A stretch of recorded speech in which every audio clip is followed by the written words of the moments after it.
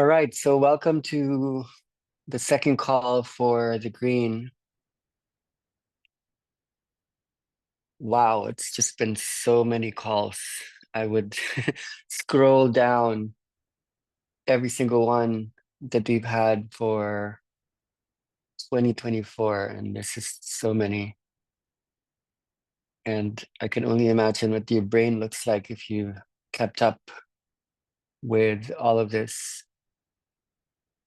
I can only imagine what it's been like in my own brain to actually stretch out getting to talk about inner dance um, that's not repetitive. Can we stretch out a conversation across a whole year around like a one experience that keeps happening again and again? It's never going to be the same. It's always going to be different. So we do a shared screen. We just do put some focus as to what is here. So welcome to the green space of love. And the philosophy in this is hermeneutics, which is a huge mystery. I love hermeneutics. Um, Culture is something we embed in the green space. So we go into the anthropological, the understanding of um, how do we understand the culture, like the social, the collective. Um, so we're going to be bringing both of these topics together. We spoke more on culture the last time. I want to speak more about hermeneutics today, and primarily to understand what it means to arrive at meaning. Like, what does it mean? What does it all mean? Does it mean anything? What is meaningful?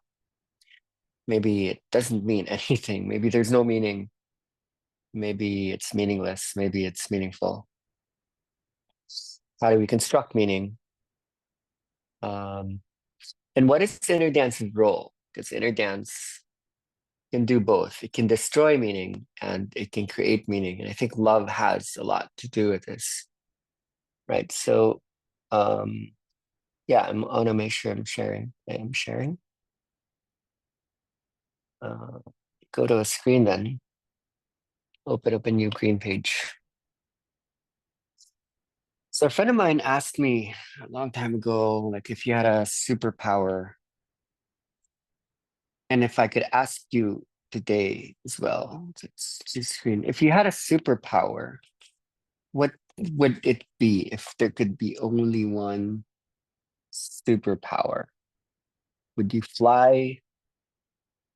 Would you walk on water? Would you, I don't know, what would you have super strength? Would you generate electricity? I didn't consider any of these. As soon as she asked me, like, what would be your superpower?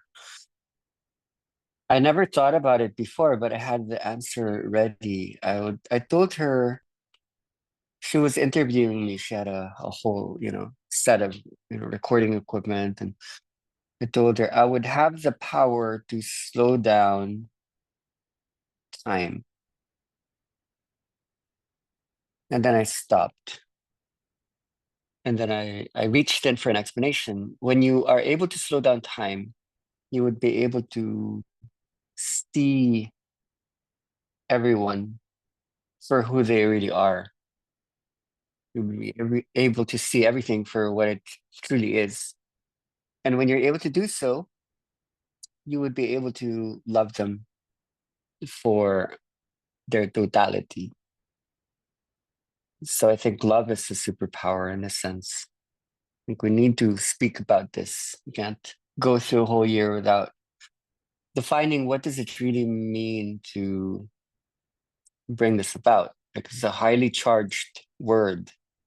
In a way, love means everything, and it doesn't mean anything because it's too encompassing, it's too general. It's like a motherhood word. And when we say love, like I love you, I love that, I love this, I love everything, I love God, I love the goddess, I love the universe. How do you begin to understand the structure of love? So let's go ahead and slow down the thing, whatever you want to call it, the runaway train that doesn't stop. Let's slow it down. And I'm happy to stream this from Vietnam, where time is kind of speeding up. You know, the economy of Vietnam, it's picking up. It's one of the fastest growing countries in Southeast Asia. But when you travel to such places, like here, something doesn't move. You know, time also slows. So there's a whole bunch of people riding motorbikes with the Vietnamese hats, which used to be them on bicycles, and now they're zipping around, but there's something still quite slow. Um, all right, so I prepared a PowerPoint to help me out, to help us out.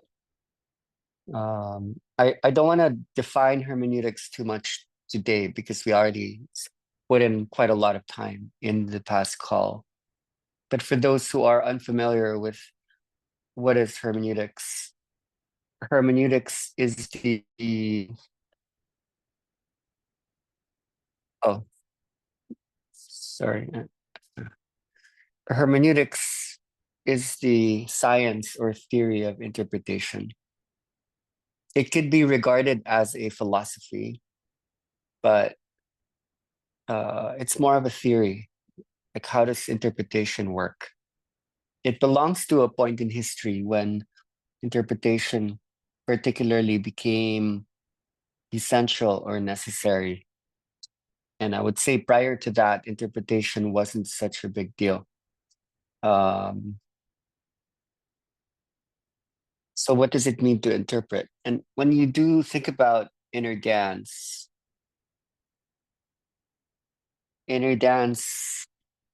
as many people might normally define it, is a system of not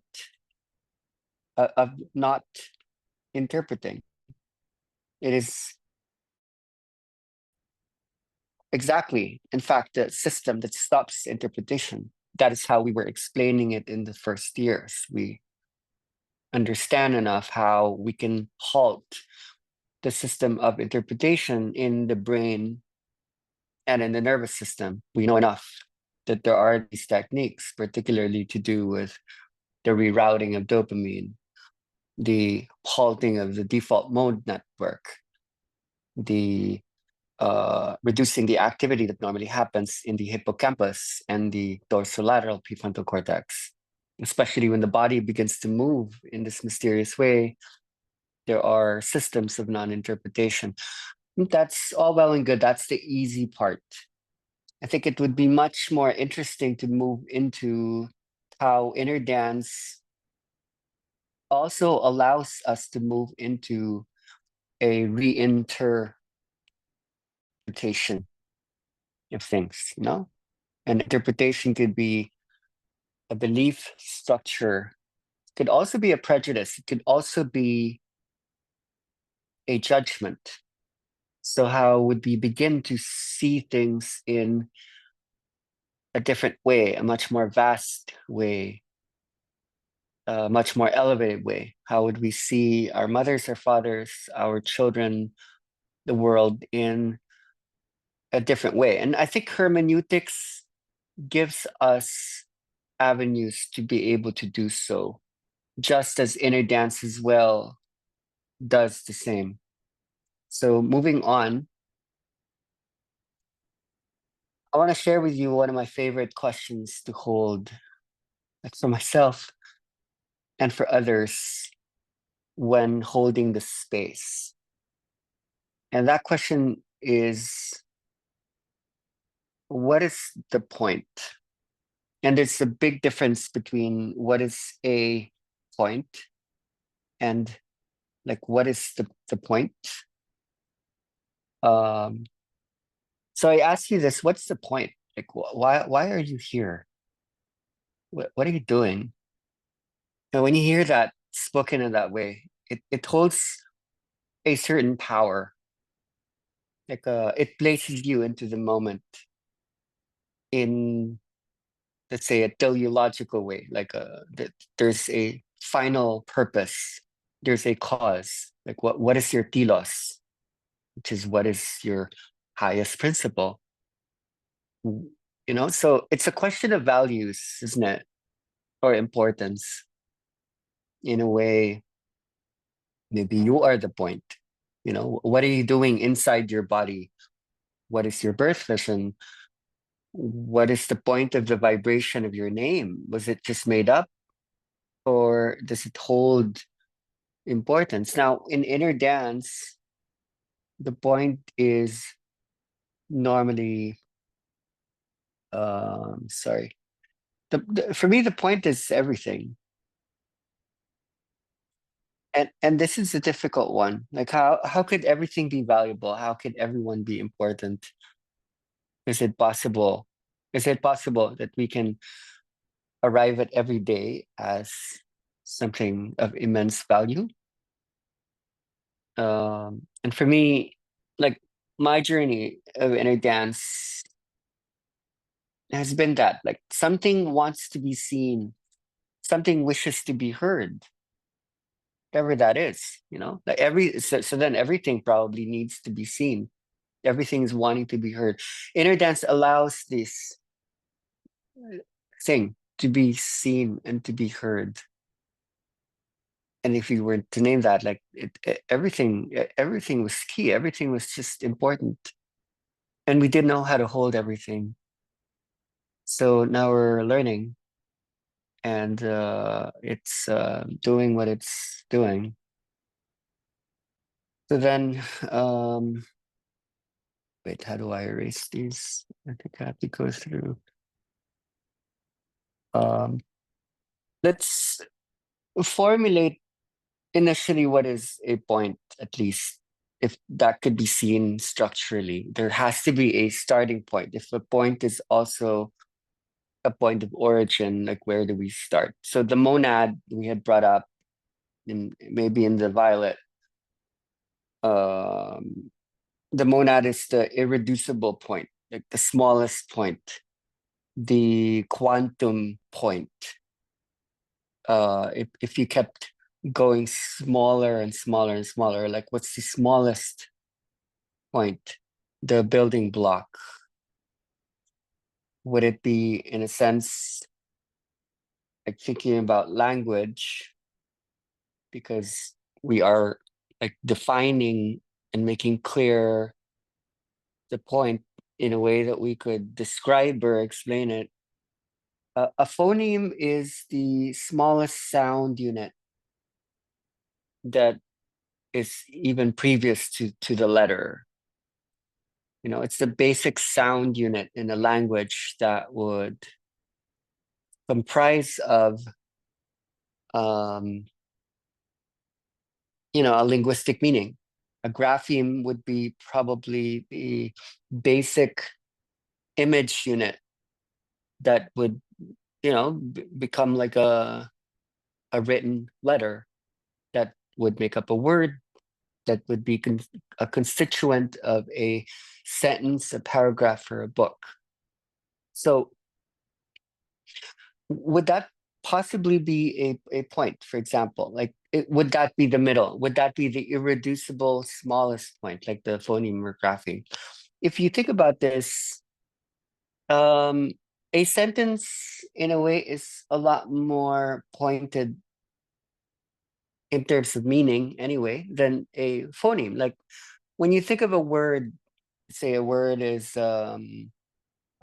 could be like a word. Let's say that's a word, just like baby.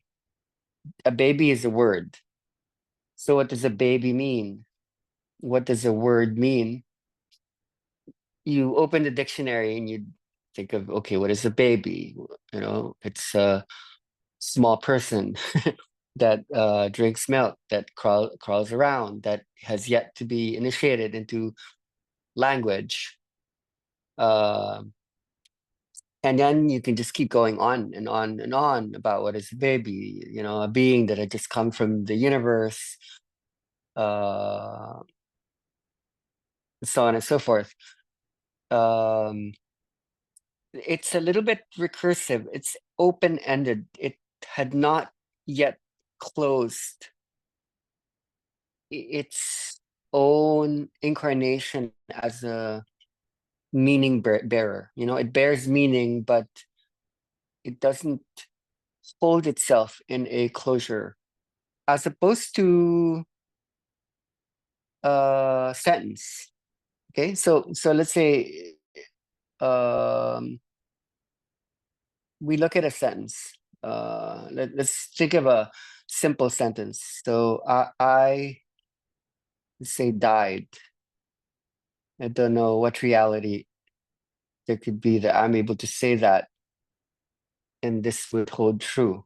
How could this hold water? I already died, and how can I say I died when already I lost the power to express? But let's say there was a oops, uh don't go away. Okay, let's repeat. Maybe there's a point in cleaning up. I died. So like I is it's a pronoun, right? Died is a verb in the past tense. So what closes this is the periodicity. The fact that I can put a period at the end means that I can place a closure.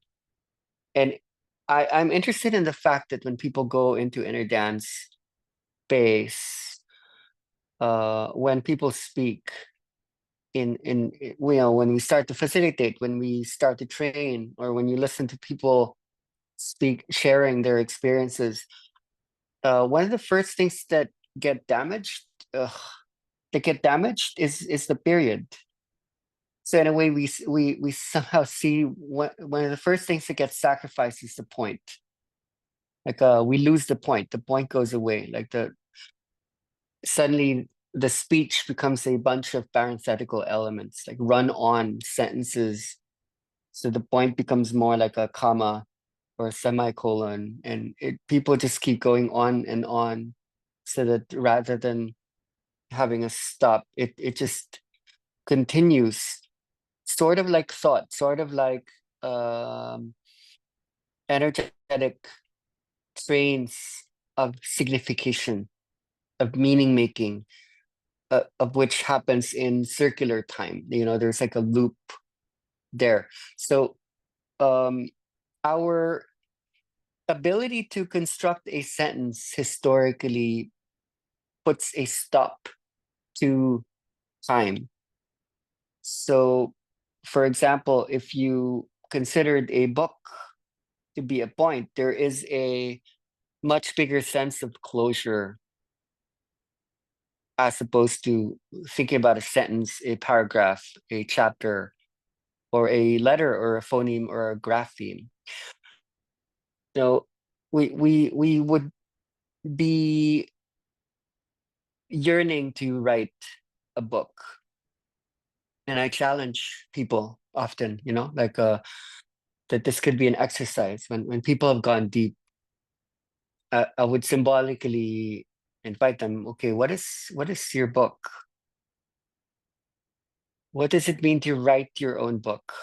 Um, I've written 2 books that have been published, and there's a level of satisfaction in being able to do it. I would never do it again because I can see that there are different ways of writing the book down, not exactly in print, especially in the age of the internet. Like we're not perceiving books in the same way.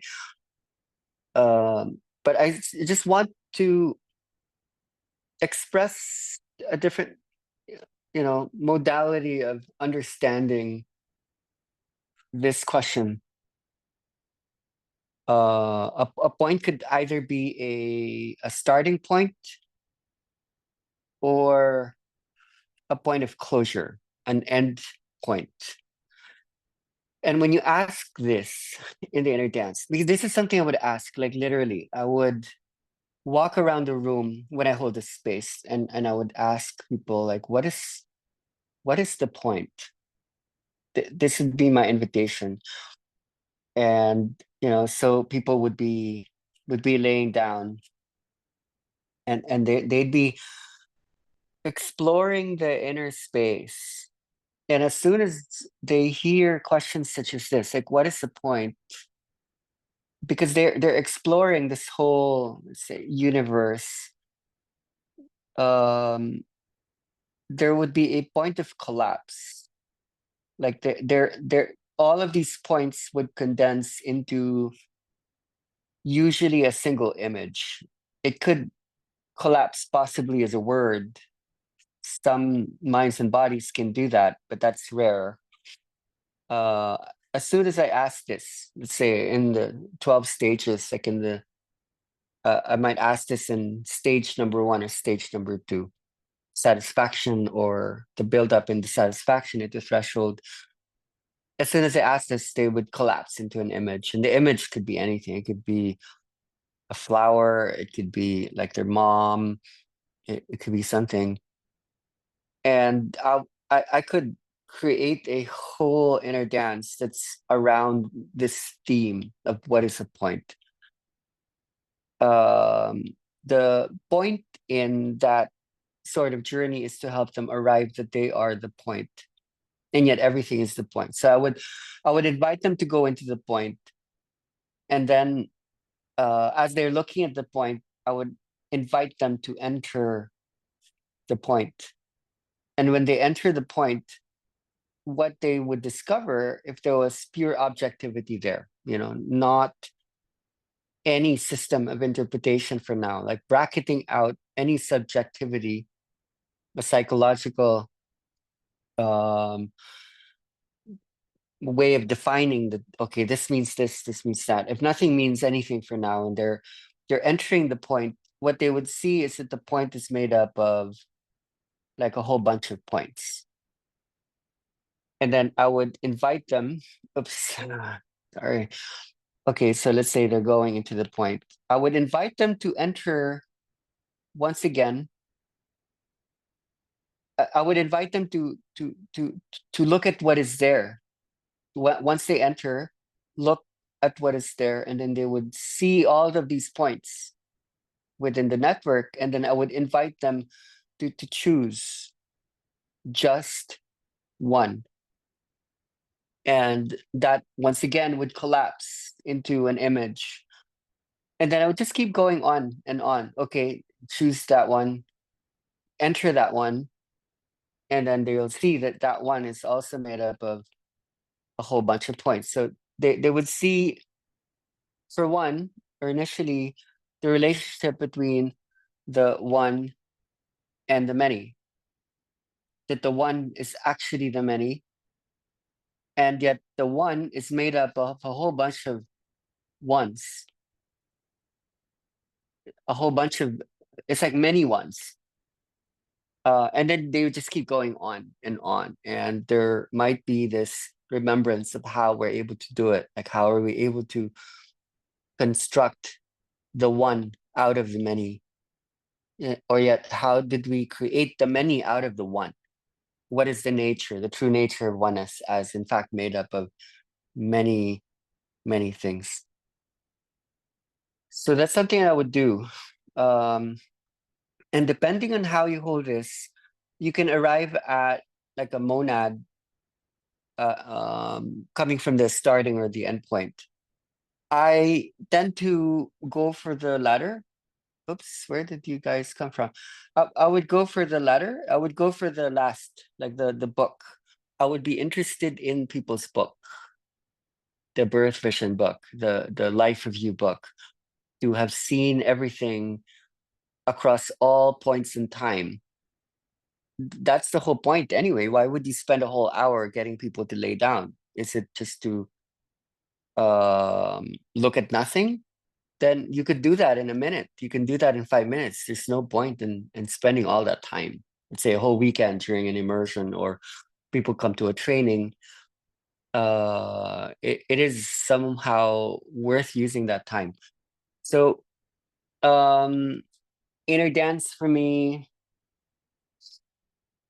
is not just the personal point, it's the planetary point. It's the ability to slow down, not just one's own time. It's to slow down the planetary time. And I'm not going to go too deep into this already. We've gone into this in the last call. For me, concepts are out there in the world. And in many ways, concepts are also in here. It's inside you. It's really not only about people, it's what's inside the people. In a sense, it's also what's around people. Our concepts are alive. And in the Indigo, we will study how concepts are also embodied. They don't just exist in the mind. When people move their bodies, they are experiencing the concepts moving across the energetic space. And when we look at this map, the map of the world, for example, the map of philosophy, the map of all the ideas, um, we're moving these around. And even when you're listening to me, you're moving these around. You are uh, constructing the meanings that live inside you in a way that you make it meaningful. And it's not mental, it's an energetic body. So we would be studying that, like not just in these next calls. We would be studying this for a long time. The moment we understand that, the more we also understand how we can construct a planet. We are constructing a planet. We have been constructing a planet from the ground up, um, through our thinking process and also our expression. We have developed language as a means of constructing our planet.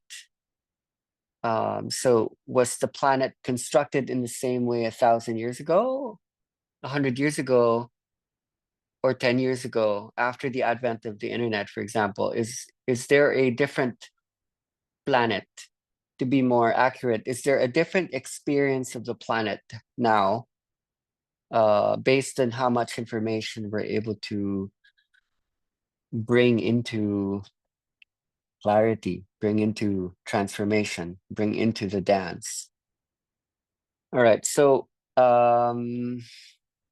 this picture is the Old Man of Wandering Mountain. I don't know if you have ever read or watched a movie called The Never Ending Story. The story of Bastian and the story of the child empress.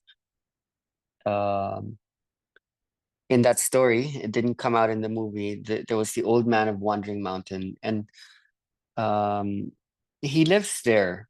Very interestingly, he is constantly writing the story of the world in this book, this never-ending book. And as he writes down the story atop Wandering Mountain, that story would be reflected in the planet. Like everything that gets written in the book is experienced in the earth. So I feel that we are all the old man and old woman of Wandering Mountain. Somehow there is a dimension out there whereby you are writing the story. There has to be that amount of responsibility. You are writing down the story of your earth, also our earth. So I want to look at a specific quote by the structuralist philosopher. His name's Claude Levi-Strauss, and he wrote down in 1950, Okay, mysteriously, language can only have arisen all at once. Things cannot have begun to signify slowly or gradually. Oops. Okay, sorry, let's clean this up.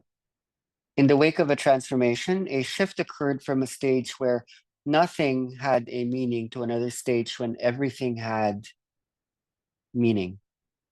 Okay, what does that mean? We would possibly look at knowledge from the point of view of evolution. That there is a slow and gradual transformation. There's a slow and gradual growth process that begins from the archaic to the magical, the mythical, the religious, the rational. So, in a way, there is a history or historicity. But what Claude Lévi-Strauss here states is interesting, and certainly in the inner dance experience, in my own, in that of others, people are able to experience the creation of the world where history doesn't play so much of a dominant part. Like the creation of the universe didn't happen 14 billion years ago, or according to the Bible, as interpreted by medievalists, all the way to, prior to science as you know it. Like there was a belief that the Earth is 6,000 years old. Even that didn't happen. Like language and meaning arose like all at once. So that all at once, as we've mentioned it over and over again, is related to space somehow. Like that which is not bound by time. Like in space, everything exists all at once, and in time, there is historicity. There is an evolution, one at a time. There is a progress. In space, things don't progress. Things all just simply coexist at the same time. So when you think about this, and we would study this in the brain, something like symbolism, or the image. You know what? I'm gonna write here because it just keeps doing that.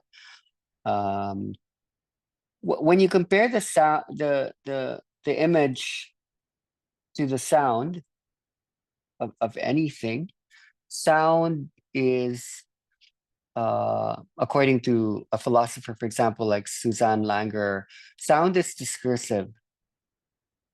So when you think about music, for example, like sound, or you think about conversation, spoken word, using sounds, spoken sounds to convey meaning. Meaning is discursive, meaning there is a progress from the first word to the last word, dot.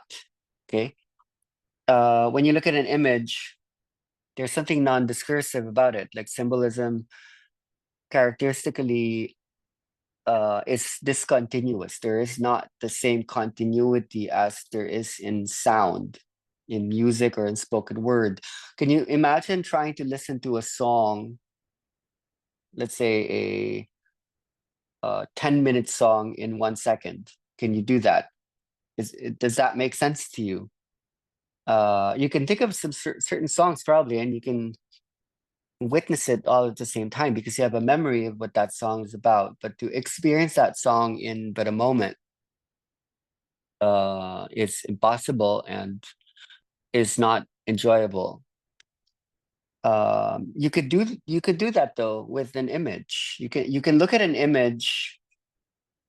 For the image could be that point. I don't know, it could be the Mona Lisa, it could be a landscape painting. You can look at that point forever, and it doesn't need to be discursive. It's just space. It exists in space. You can explore all of it in space without having to worry about time. So I feel a lot of people are obsessed with the image. When you think about social media, or you think about photography, the image slows things down. In fact, the image stops time. And this is why people are obsessed with the image, because the image addresses like mortality. We can become immortal by stopping our sound. And when sound becomes an image, the image does not die. As soon as you speak a word, it is already dying, and the next word is already being born. But when you are able to image it, you're able to stop time. And language was an invention that either slows down time, but when you think about what is a book stops a thought. Prior to the book, a thought is discursive, it's running on, you know? So when we developed a brain, a mind, a culture that can stop a thought so that it can be looked at, then we were able to explore the depths of ideas and thoughts and dreams in a way that there could be endless interpretations even of a one book. Let's say The Never Ending Story. You can read that book by Ende as many times as you want, and there will be as many interpretations of the one book as is possible. Um, so what are we talking about anyway? Like, we were going back to this, describing the book in this way. I feel that we are the old man and woman of Wandering Mountain, and that before we entered this life, things were already written down. Okay, the future is the past, and even before you lived a single day, your whole life had already been lived, not in a linear way, but in an omnilinear way, meaning all possibilities in your life had already been written in the book of life, the book of the world. So I think that's partly the structuralism Claude Levi-Strauss comes from. Later on, Claude Levi-Strauss would be dethroned by Jacques Derrida. So there is even a deeper post-structuralism to this structuralism that he comes from. Okay, so let's go into hermeneutics then, with these ideas introducing what meaning making and signification might be. What is the need? What is the importance in having to interpret? Like, what's the point? Um, like in a way, prior to hermeneutics, when something's written down, let's say it could be a play, a theatrical piece, it could be a book, anything that needs interpretation isn't actually meaningful, because why would you even value something that needs interpretation at all? It means it's not clear. It means it's not well written if it needs to be interpreted. This wasn't enough by any means, especially when you look at the history of interpretation. When did we start to value interpretation? To interpret something to be beautiful, to be ugly, to be good, to be bad, to be right or wrong.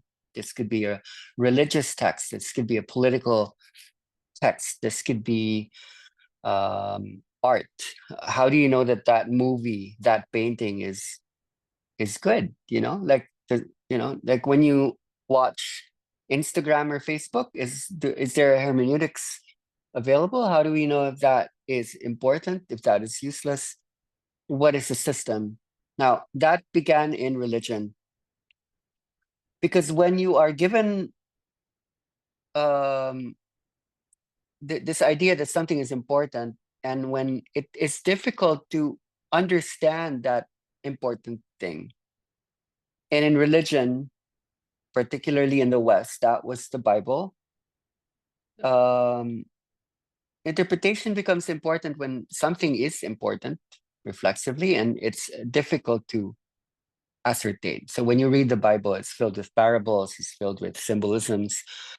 And prior to the advent of access, meaning people were not actually allowed to read the Bible on their own. The Bible was supposed to be interpreted by the mediator, the priest, the pope, the bishop.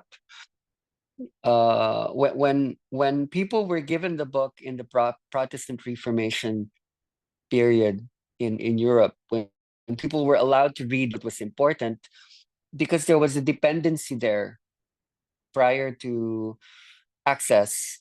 When people were given the power to read, um, they realized that they didn't know how to interpret. They didn't know how to read.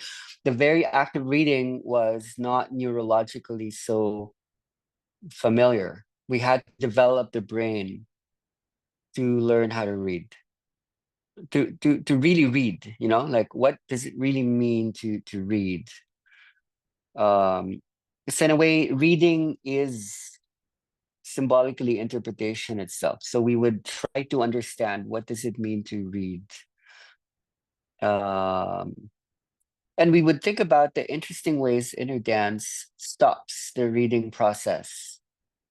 Like literally, inner dance can halt the reading brain.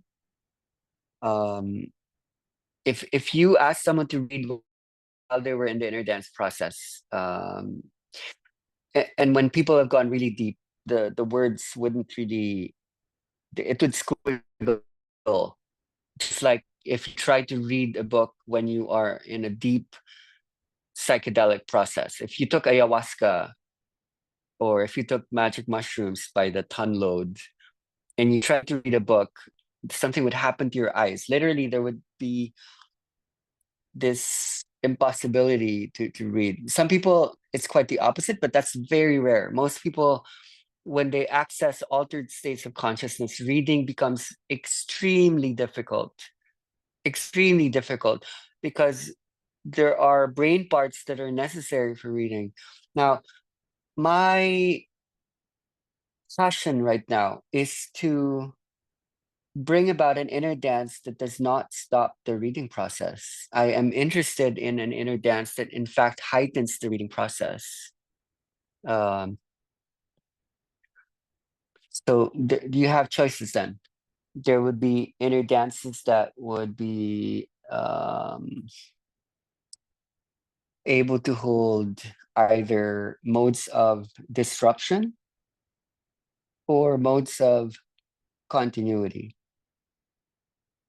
It would either be an inner dance out of the discontinuous, like spatial in origin, like an image that doesn't need discursivity.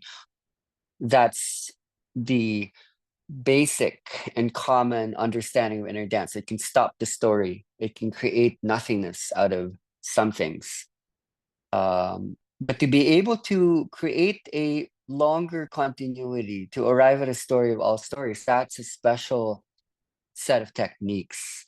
In order to be able to do that, to hold a grander narrative, it would pay to study the brain parts that stops the line, and then how to recontinue that line without becoming too linear would be interesting.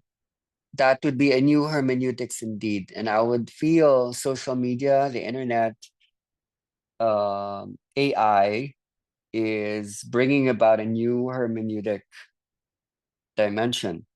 When you look through social media, it feels like things don't really mean much when there's an endless train of news feeds of people's stories. There's so many stories being published every single day of what people are eating for lunch, where they're traveling to, what they're thinking about. So in many ways, there's a disruptiveness to the state of media with so much information, like streaming through the world's um, mediums. But a much larger continuity is being placed there, and inner dance more or less anticipates what this new hermeneutic tradition would bring about. Certainly when people lay down, they would sense that something is important here. That is why we're studying. That's why we're in the space together. But you can see it's not easy to ascertain. So you can see hermeneutics always comes up in a point of evolution in any society that is beginning to undergo a critical thinking, right? Okay, so it was no coincidence that when the printing press was invented in Europe and people started to read en masse, like in droves, as a mass media, every time we slow down thought, a critical thinking starts to arise. Critique, critical, an ability to think for oneself, to find one's independence, not just to depend on what the intermediaries, the mediators, the ones who held authority, to develop a critical thinking for any society or for any individual grants independence. Like, can you think for yourself? That is an evolutionary point. Every time a hermeneutics comes up in any society, there is evolution. People are learning to think in also a meta cognition. Like one starts to think about one's own thinking. Are you able to become conscious of your own consciousness? Okay, so we stepped into that through the reading process. When I look at the history of reading and the history of literature, uh, I would perceive history as the advent of writing unto itself. When we invented writing, history began. Prior to our ability to store the sound, to store energy, to store thoughts, to stop thought. Do you remember history prior to documentation? In many ways, the definition of that is prehistory. What is prior to writing is prior to history. Now, because we are able to decipher other forms, deeper forms of documentation in archaeological ways, then we can go back to history.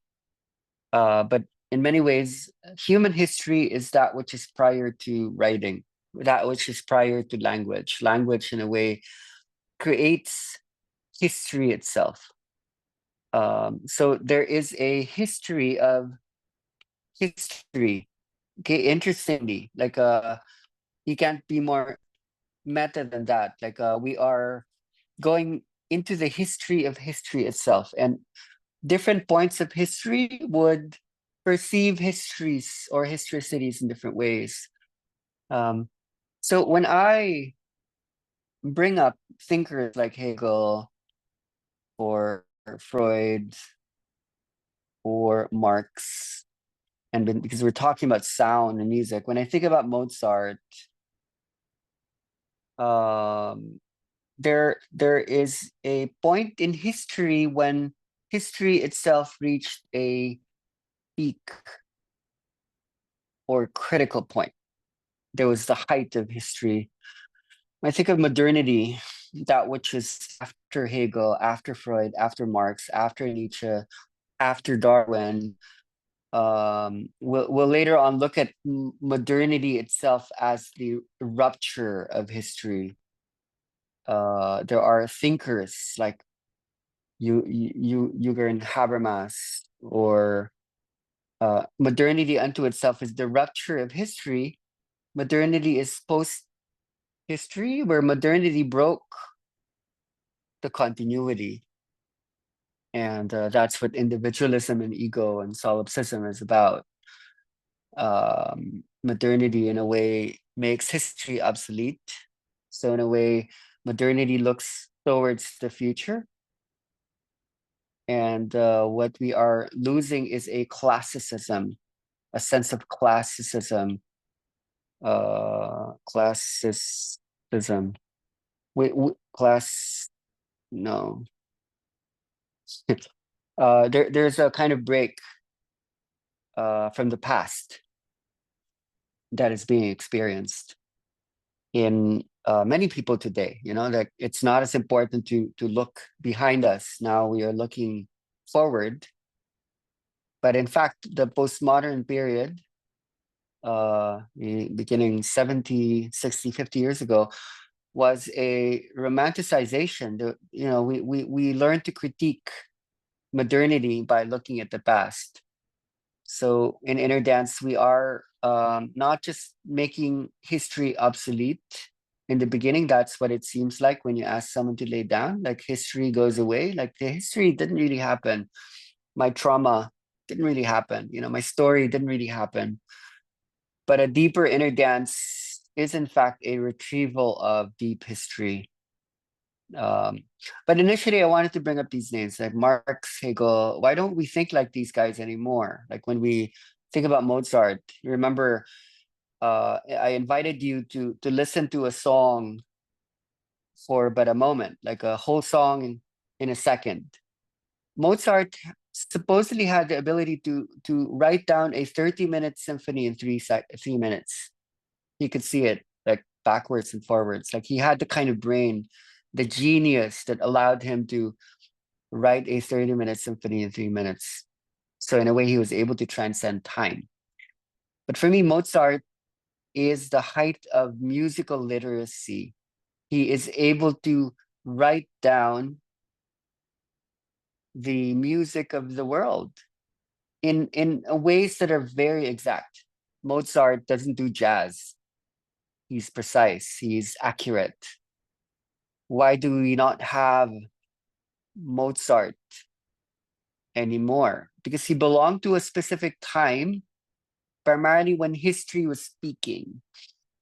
Not speaking, but peaking. Like it was the height of history, the height of Hegelian dialectic. The triadic was reaching the height, and modernity for me is the post-historical, like something in fact went backwards in time. There's a regression there, which is necessary. This is to say that inner dance is not something random. Like inner dance is coming. Inner dance in a way is this. It's this coming of the collapse that also experiences the peak in a way. So I'm interested in what was going on back then when Marx wrote his book, when Hegel wrote The Phenomenology of Mind, when Freud wrote The Interpretation of Dreams, when Darwin wrote The Origins of Species.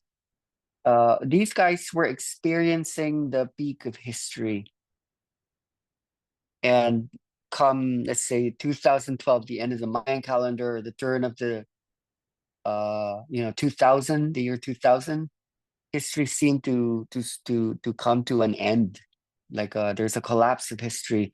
Why do you choose to be born now when history is about to collapse and be rebirthed again? Okay, so I would celebrate these dudes, these guys, because they stop time. And we don't write like these guys anymore, you know, like writing is now so fluid. So I'm interested in what is happening now, and I'm interested in was happening back then. And prior to that, what was happening before the book, at the peak of the book, and now what does the book look like? Okay, what is becoming obsolete now, and what are we retrieving? So I feel these are important. All right, so next, hermeneutics. What is hermeneutics now? What does it mean? Meaning itself. What does meaning mean?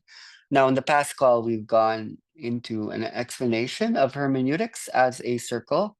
There is a loop, so that meaning is a relationship between the whole and the parts of the whole. So that, let's say, as you read a book, there's a succession of words, and as you are understanding the density or the weight of each word, the more you understand the sentence. And the more you understand the paragraph that makes up all these sentences, the more you understand the chapter that's made up of all these paragraphs, and then the whole book becomes understandable, and so on and so forth. That's how hermeneutics works. That's how interpretation works. So I think we evolved to be able to hold more and more parts and to be able to hold more and more whole. There are different possibilities to this, but in many ways, this could be a relationship between the. Is it really possible in this dimension to understand a whole? In a way, the whole is the unknown, the mysterious, the black hole, the void. And the parts would be that which we know. So there's this inverse relationship between that which we can know and that which we can never know. So I think what is helpful in thinking about this is when you yourself start to hold spaces in trainings, in space holding for your clients, your patients, whatever your profession, when you bring something, oops, let's go here. But when you bring something like inner dance in, and then let's say you hold other domains, whether it be the science of the mind, aspects of psychology, aspects of culture, which could be the anthropological, which is important in the green, study of culture. We went into that in the last call. I would invite you to watch that. And so on and so forth. Let's stick with these, like this one, for example, or the brain. Let's say I didn't take up brain science. Who am I to hold brain science? As you can see, I hold brain science. Why not? It's primarily because of the hermeneutic circle. And the hermeneutic circle isn't just a circle, it's actually the merging of circles. So I am allowed to talk about the brain, even though I'm not a neurologist. There are philosophers that talk about the brain. They don't study brain science, but they write books about the brain. It's because of that third space. Interpretation is a relationship between either the author and the reader. It could also be a relationship between the author and the text that is produced. It could be the relationship between the text itself that is meaningful and the reader reading the text. So in that way, you reading the text, that was the intention of the author, the reader actually becomes a kind of author in hermeneutics because your interpretation of the text would become your own. Okay? Like any artist knows this. Any artist, an author is a kind of artist. Any author that writes a book, any painter that creates a body of work, as soon as that work leaves you, it can be, a text is a sound image. So let's say a musician comes up with a sound, and that sound leaves the musician. That sound could be like a song. And then the artist, that could be like a painting. So it's an image or a sound. As soon as you make that painting and say you sell it in an art gallery, as soon as you create it, you must let it go. Whatever your intentions were, that it now comes alive and it's not yours anymore.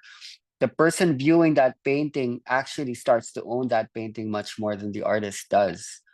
The listener of the song now owns that song, creates the song through the interpretive act. The interpretive moment of looking at the Mona Lisa allows the viewer, the spectator, to be the painter, and the canvas is the imagination itself. So hermeneutics could be that understanding. That is not like this process initially is what is called a meaning making process. That is where hermeneutics begins. But once that leaves the space, this brand of hermeneutics is called signification. making something significant is a creative act unto itself. So once you speak something, once you let something go, you have to like let go. It's not yours anymore. You can't hold on. That signification is happening all across all planes right now. And I think a lot of authors are still holding on, like they don't understand me. This is mine. It is never yours as soon as you let something go. So that's one way of understanding how hermeneutics works. But going back to the Vesica Pisces, you are allowed to, let's say you're talking about brain science here. You're studying a little bit of brain science, and this is you. Let's say your inner dance, your energetic flow is happening. So let's say that's that color, and you see, let's get another color.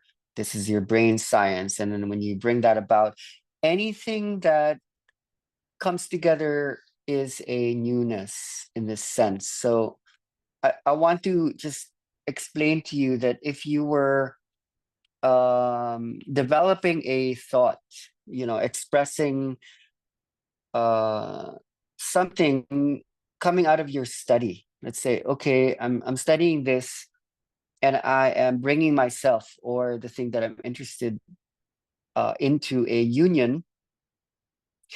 uh Whatever comes out of your trainings is something new. It's a new context, a new contexture.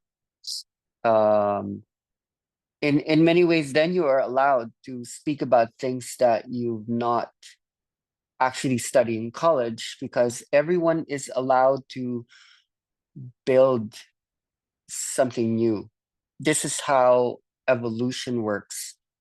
That newness will always be there because the situation can never undergo a repetition. That situation that you put yourself in will never happen again. It also has never happened before.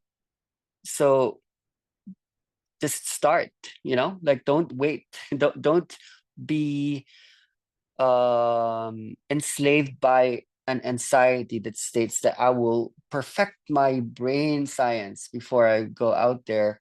No, as soon as you take something in, as you put that into collusion with something else, that is going to be birthed and that is going to grow. So that's how the old becomes new. All right, so let's move on, because I would really like to go into these topics. Um, Now, how does then biology and the body come into this hermeneutic circle? And I think this is really powerful to look at. The autonomic nervous system is in a way hermeneutic. So let's look at the hermeneutics of time, because what does lead is the past and the present and the future. So let's make a timeline here. This is the present. This is something we know enough because we've been talking about the autonomic nervous system. So um,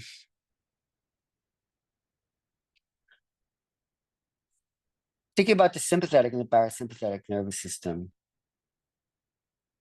Let's look at the issue of control and directionality.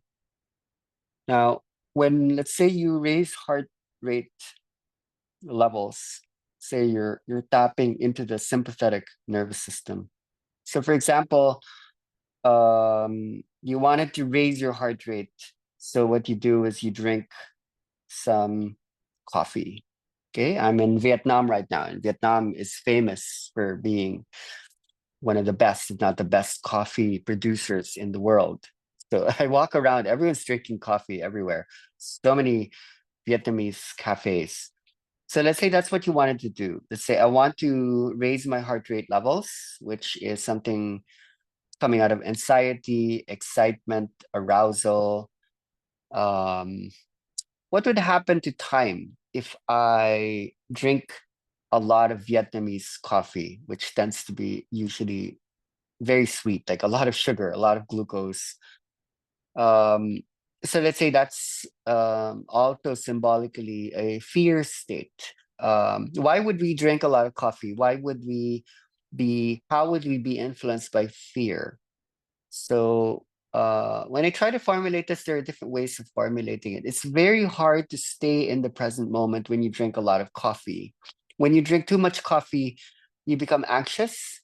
Let's say try drinking 3 or 4 cups of coffee and see what that do. One of the things that would do is it becomes quite hard to stay in the present moment. When your heart rate goes up, it's like you can't just sit down. You have to go do something. So what happens is the future starts to act up. Anyway, the past also comes into this, but um when we're anxious, we are anxiety is a kind of fear that's conditioned. So in a way, when you're not able to stay in the present moment, when you're anxious, and you know what anxiety does, anxious people, when people are anxious, it's because they have this trauma of fear where they are they hold that in the past. They experienced some scary, painful moments in the past. So anxiety would then direct them towards the future. So something coming out of anxiety is people like to plan out. Okay, so let's say this is time. This is a timeline. Um, let's say, just keep going. People are having a hard time staying in the present moment, and then they're now planning out their life. So let's say, okay, let's go on a trip, let's do this project. And anxious people would try to plan things out ahead of time. They want to be 10 steps ahead. Let's say 1, 2, 3, 4, 5, 6, 7, 8, 9, 10. They want to be 10 steps ahead. They don't want to be at step number 1. They say this is step number 0 and this is 1, 2. Anxious people are having a harder time staying at moment 0. If you're maybe less anxious, maybe you're able to plan out, okay, let's go to step number 2. There are cultures that are really good at going into step number 100. When you go to Vietnam or the Philippines, people like to maybe at the very most be at step number 3. They have a hard time planning out step number 100. Like in Africa, people wouldn't really go to 100. They'd be maybe at the very most like number 7 or number 6, number 4. So there are certain societies, mostly cosmopolitan spaces, that don't like to stay in the present moment. Like when I went to college, my teachers were telling me about you need the 10-year plan, Pi. You can't just live by the day. You're investing in college. You have to know what you're gonna be 10 years later. Maybe like 100-year plan for vampires who don't really die. Um, so this is what the autonomic nervous system does. Like it's a matter of control. Anxiety is a matter of control. So because time is this runaway train, what people live with is the illusion that you cannot control the present moment. I mean, when you look at this, is it possible to control the past? The past is that which has already happened. The future is that which is not yet. So when you think about control, what can you control? Can you control the past? And can you control the present? The present is already dying, even as the present is already giving birth. So you cannot control that. What you can control is the future. So the reason for drinking a lot of coffee, for taking amphetamine, for raising heart rate, is it allows us to be more anxious. It is not just the age of information, the age of connection. We are entering the age of anxiety. So what people realize can be controlled is the future. So how we are designing the autonomic nervous system is this, okay? That it's better that you can plan ahead. Um, So what the inner dance does, bringing us into retrocausality, is realize we can actually control the past. So we don't really often like words like trauma because we're not bound by history. We're not bound by time. We can actually change our history through retrocausality. We can go back in time because time is not linear. It's a circularity. And we're still living the past. In a way, the past is not yet written down. We're still living it. You're still there. You're still 3 years old. You're still 7. You can talk to that child. It's still ongoing. The present holds the past and the future in a harmonic, in a simultaneity. So we are redefining past, present, and future, and we are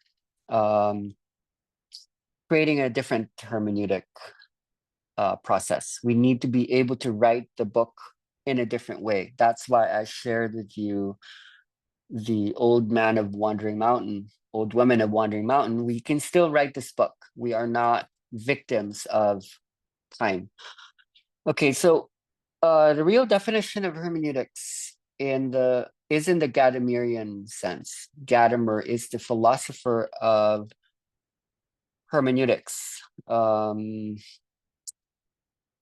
can't go so deep into Gadamer, but I can just speak about what he meant by horizon merging or the fusion of horizons. I've already drawn that out as the vesica piscis. What is a horizon? I love this word. In Tagalog and Filipino, it's called pananaw. It means perspective.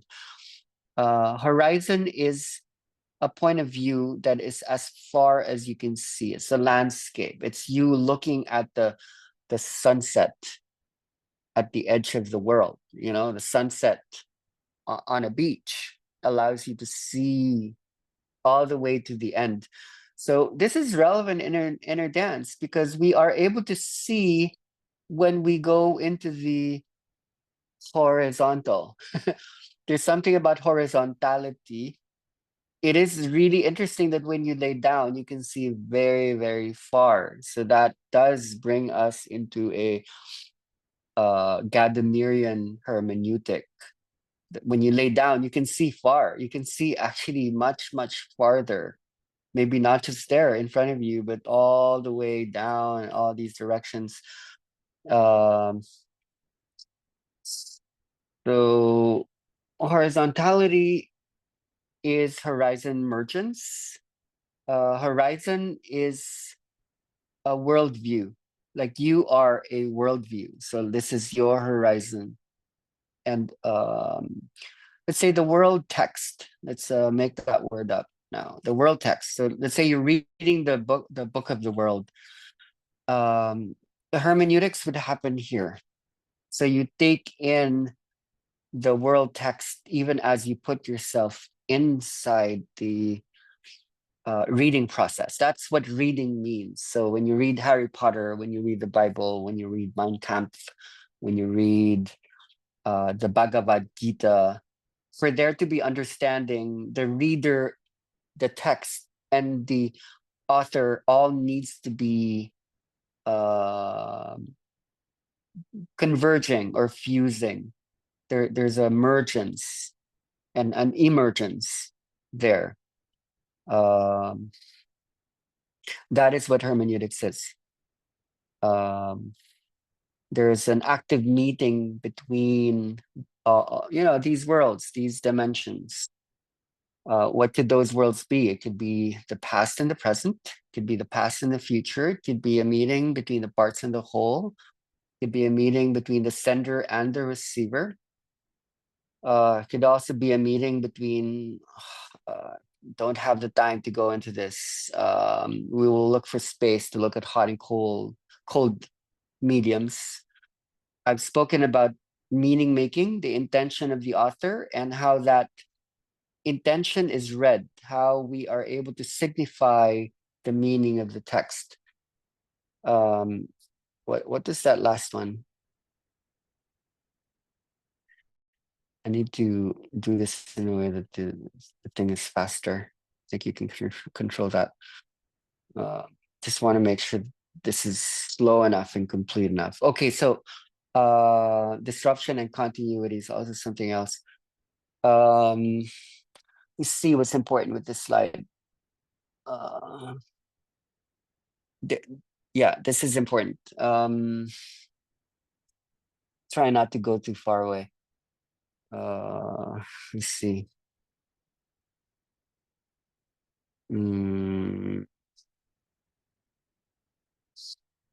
Okay, in Gadamer, what is important here is Gadamer wrote a book called Truth and Method, and it gives us a philosophy or a theory of hermeneutics that perceives the grand debate.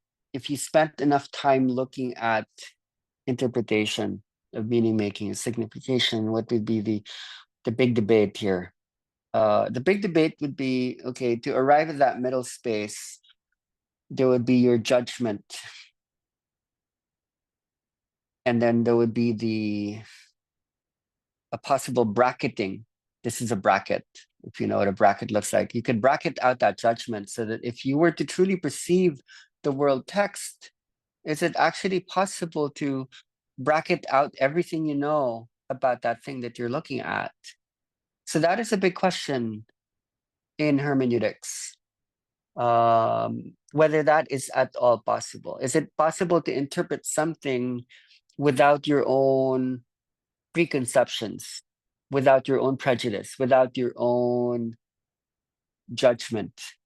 And there is no actual solution to this in Gadamerian hermeneutics and Heideggerian hermeneutics, and in all the other hermeneutics that would take place after Gadamer. This is actually the big question. And so when you think about Inner Dance is very, very interested in this because Inner Dance, in a way, is a phenomenological process. We are able to bracket out what we think we know about the people we are judging in order to be able to see them in a different light. So in many ways, Inner Dance halts the judgmental process. Judgment goes into its heights through reading itself. Like when you read, or actually when you write, what makes writing difficult for a lot of people is writing is the height of commitment. When you are, say, this is your mind. And when you are in a conversation with someone, what happens in the conversation is you make a commitment of words spoken one after another. That's easy enough to be in discourse in the spoken word, but when you write things down, let's say in a book that needs to get published, people have a hard time with that because as soon as you publish it, you can't go back. You cannot change the words, the thoughts that were outlined in a linear way. You have to make a commitment. That's why a lot of people do not write. It is very, very difficult to commit. And when you commit, you create a kind of judgment. It's like, okay, this is my thesis, this is my dissertation. And it took me years to write down that body of work. And once I put a closure to that, let's say it's a scientific journal article with a clear abstract. And once I write that, I publish that, I cannot redact, I cannot rewrite that unless I come up with another edition. That's what the book did. That's what the writing tradition did, as opposed to the spoken word, which is a lot more loose. And so you can see what digital writing did. It's a lot easier to rewrite, to change combinations, to change the chronological order of the words. So light language is beyond the digital. Inner Dance is beyond the digital. It doesn't really stop interpretation. It creates a dimension of interpretation that's able to look at the combinations in a way that goes way, way beyond how we're normally able to historicize things. That's what Inner Dance does. So we can go beyond judgment without having to be absent of judgment. In fact, we are able to go into an even higher judgment that is not judgment in the normal sense of judgment. It's maybe a judgment that sees all beauty, that perceives inclusivity of all thoughts, does not invalidate one side over the other.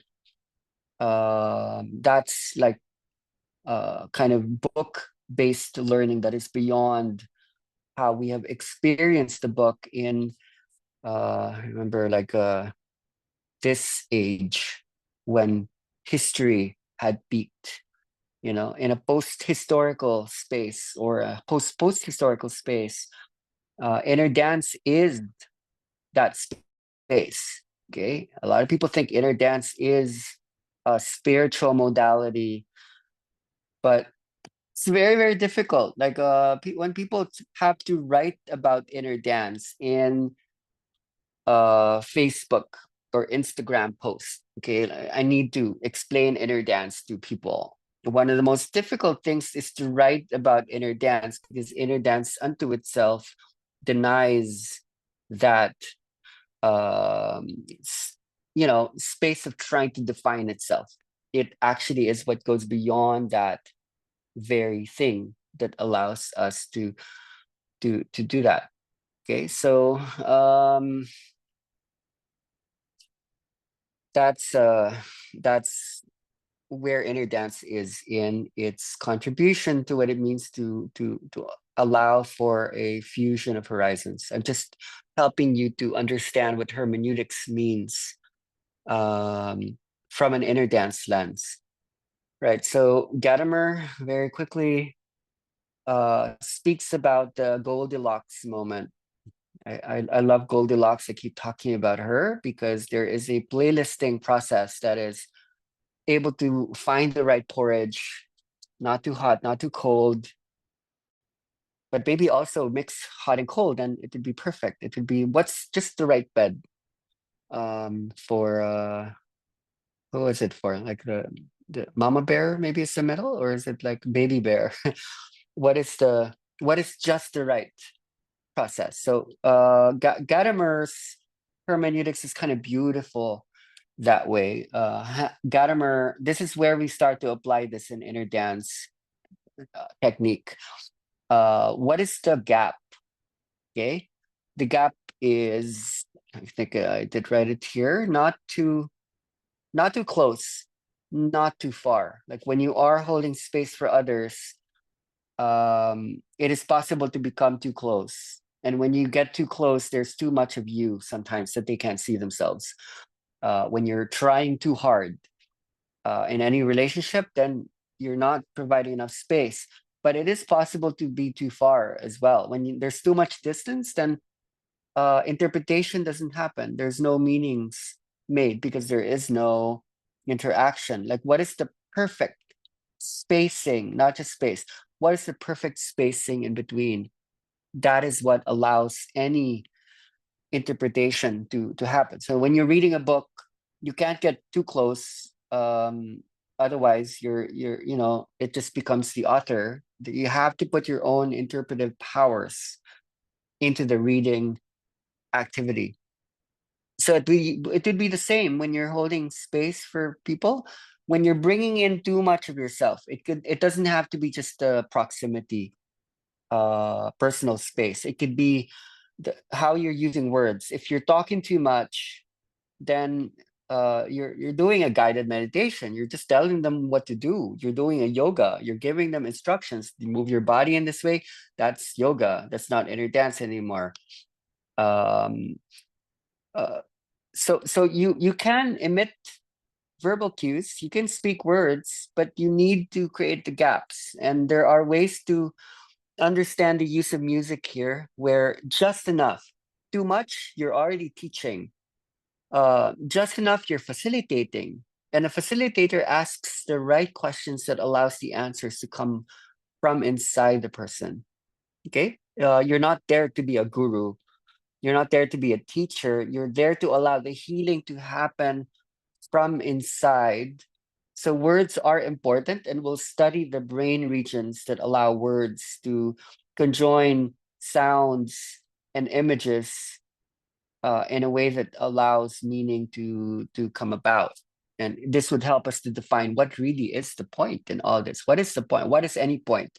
What is the point of all points? Okay, so that's what Gadamer or Gadamerian hermeneutics brings us. I don't know if you'd ever get interested in Gadamer. If you're interested, then you can ask me for access to at least certain talks that might be interesting to study. That's audio. You don't need to read. You can listen. But that's what hermeneutics is in the Gadamerian sense. This is Gadamer talking about he's very interested in history from a classical point of view. Gadamer was a philologist. He was interested in Plato. He read the discourses of Socrates, which were documented by Plato. Used Platonian in that way. But he also asks the question: should we read history for the sake of it? Should we read the Socratic dialogues just because that actually existed a long time ago that needs to be quite exact?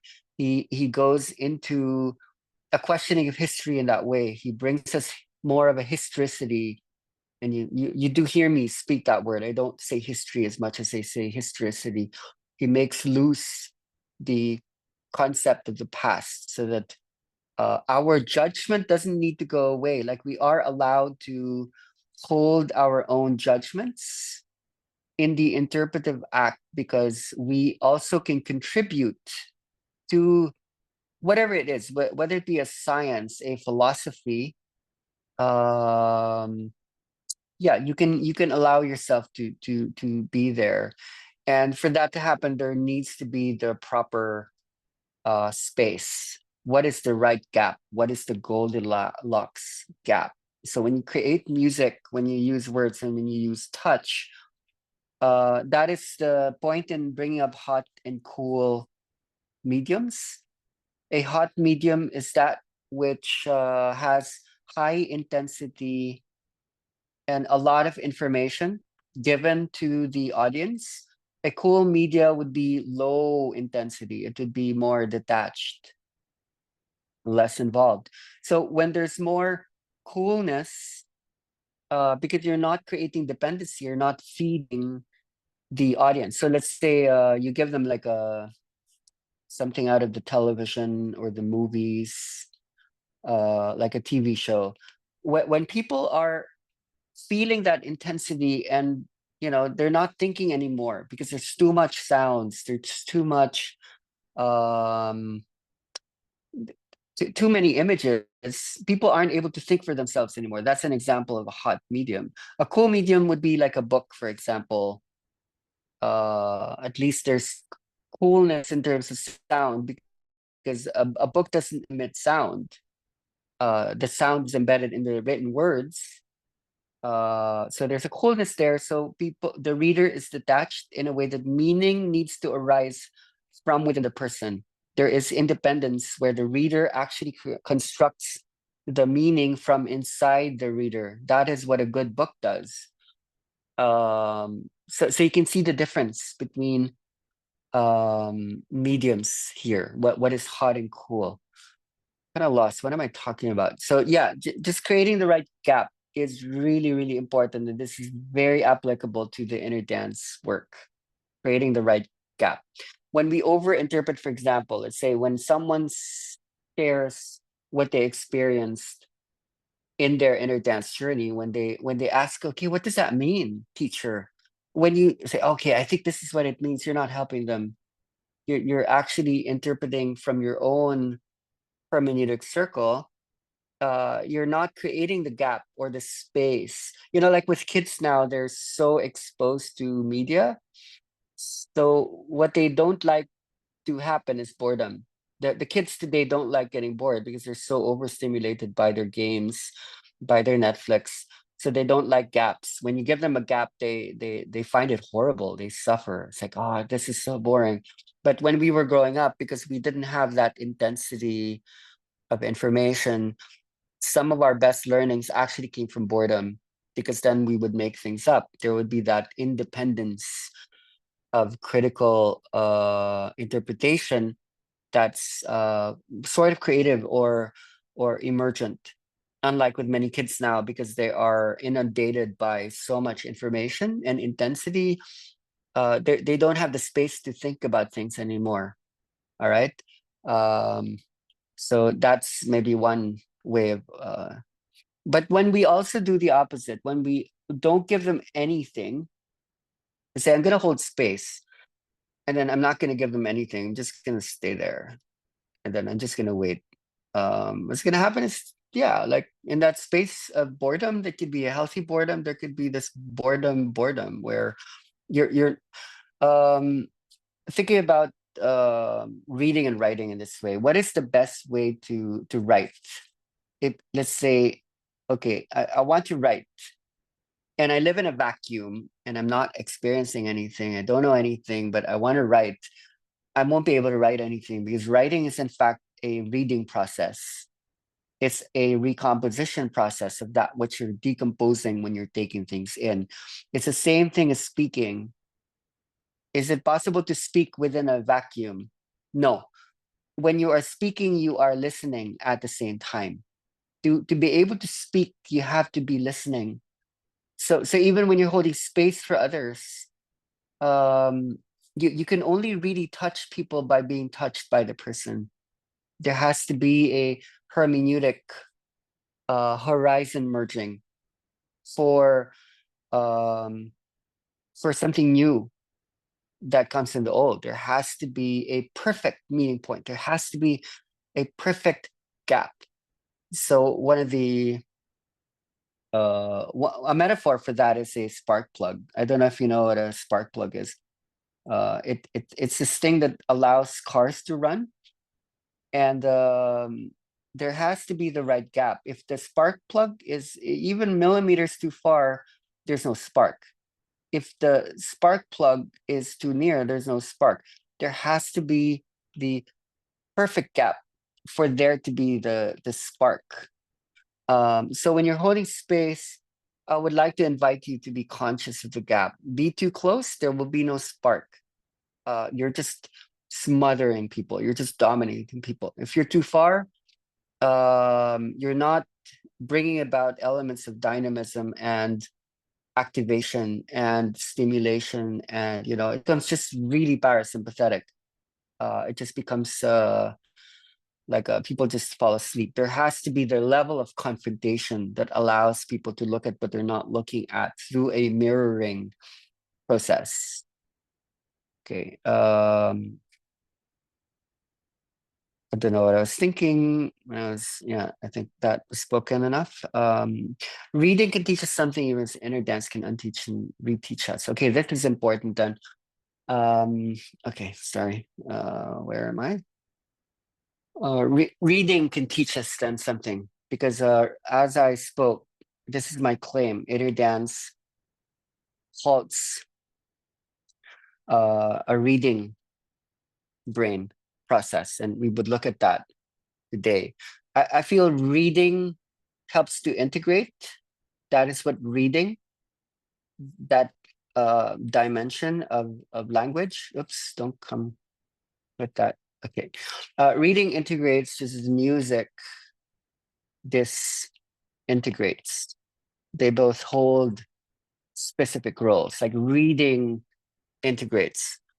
When you learn to read, you had to learn to integrate. And I'm not just talking about the little child learning to read in school. I'm talking about the human learning to read, integrating what began in Africa, that began with gestures and utterances that were very basic phonemes and graphemes that later would become sentences and books.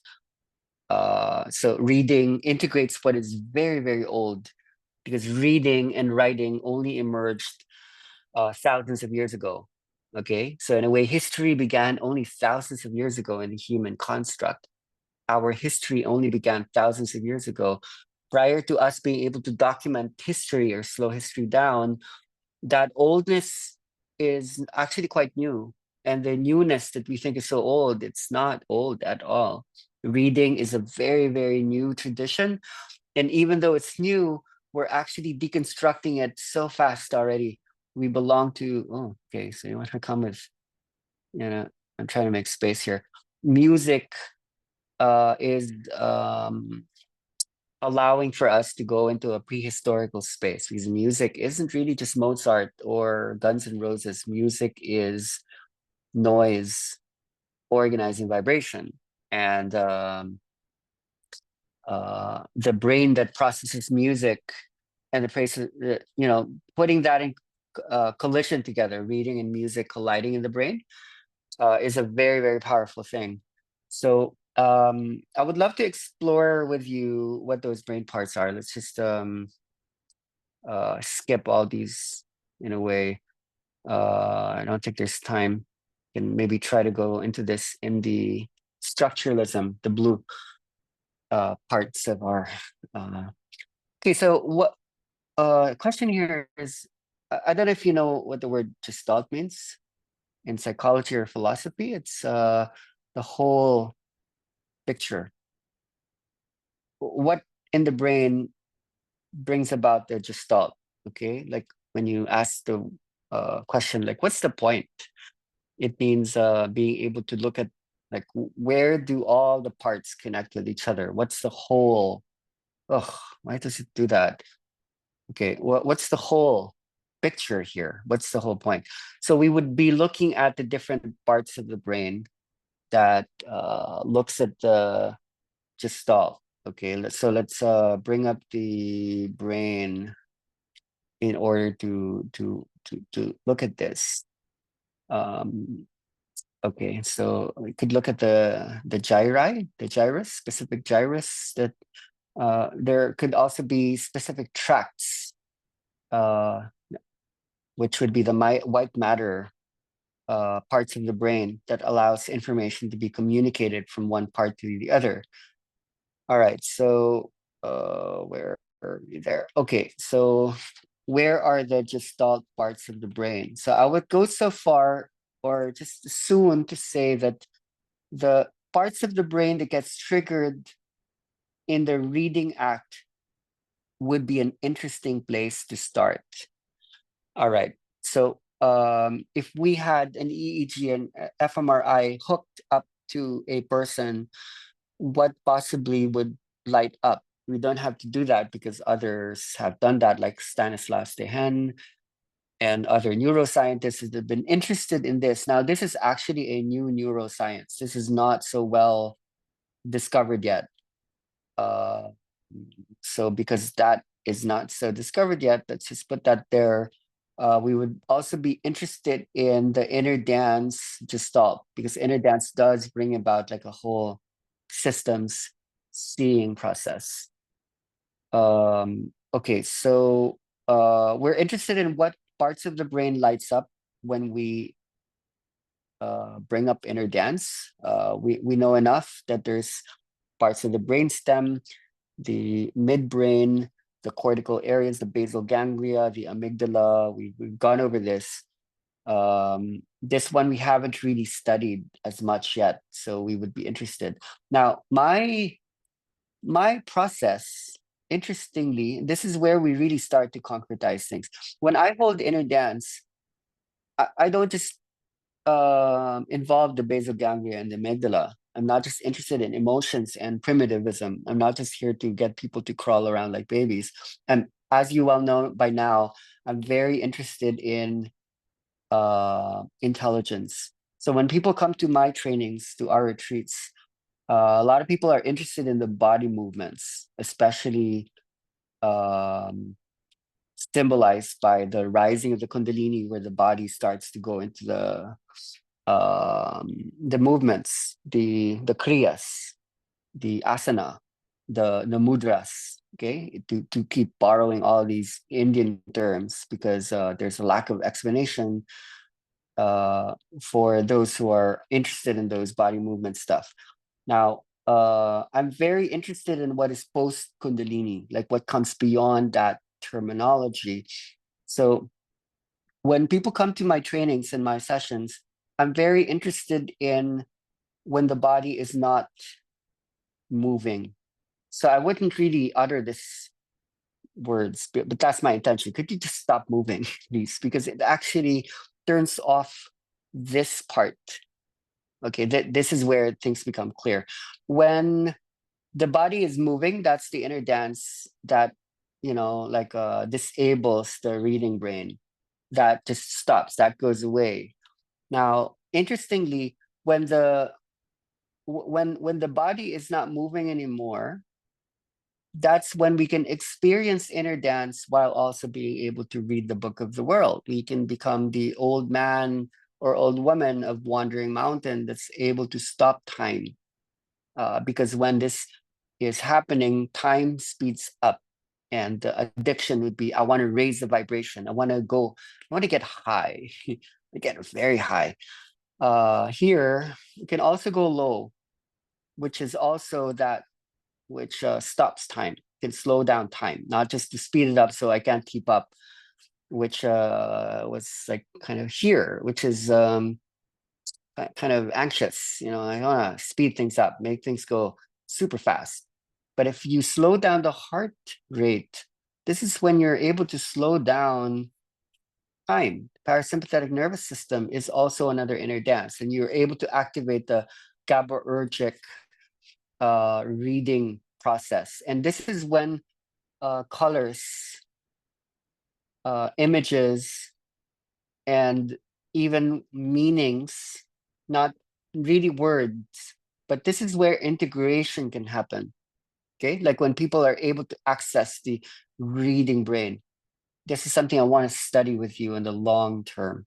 So the gestalt parts of the brains, the brain would be, okay, let's make another sheet and study this in the long term. Like okay, there would be the fusiform gyrus. Fusiform gyrus. We'll describe what that is in a simpler way and an understandable way soon. There would be the temporoparietal junction.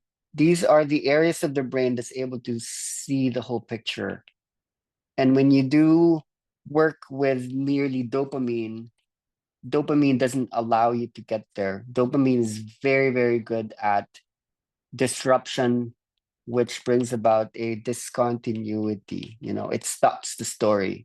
Okay, I'm sick of the story. Stop the story. And then you just become empty and you can't go really back into time or history in the same way. It's like, okay, I hate stories. I'm going to go into a solipsism. Nothing means anything. I'm going to be conspiracy theorizing and I'm going to be Cartesian. I will just doubt.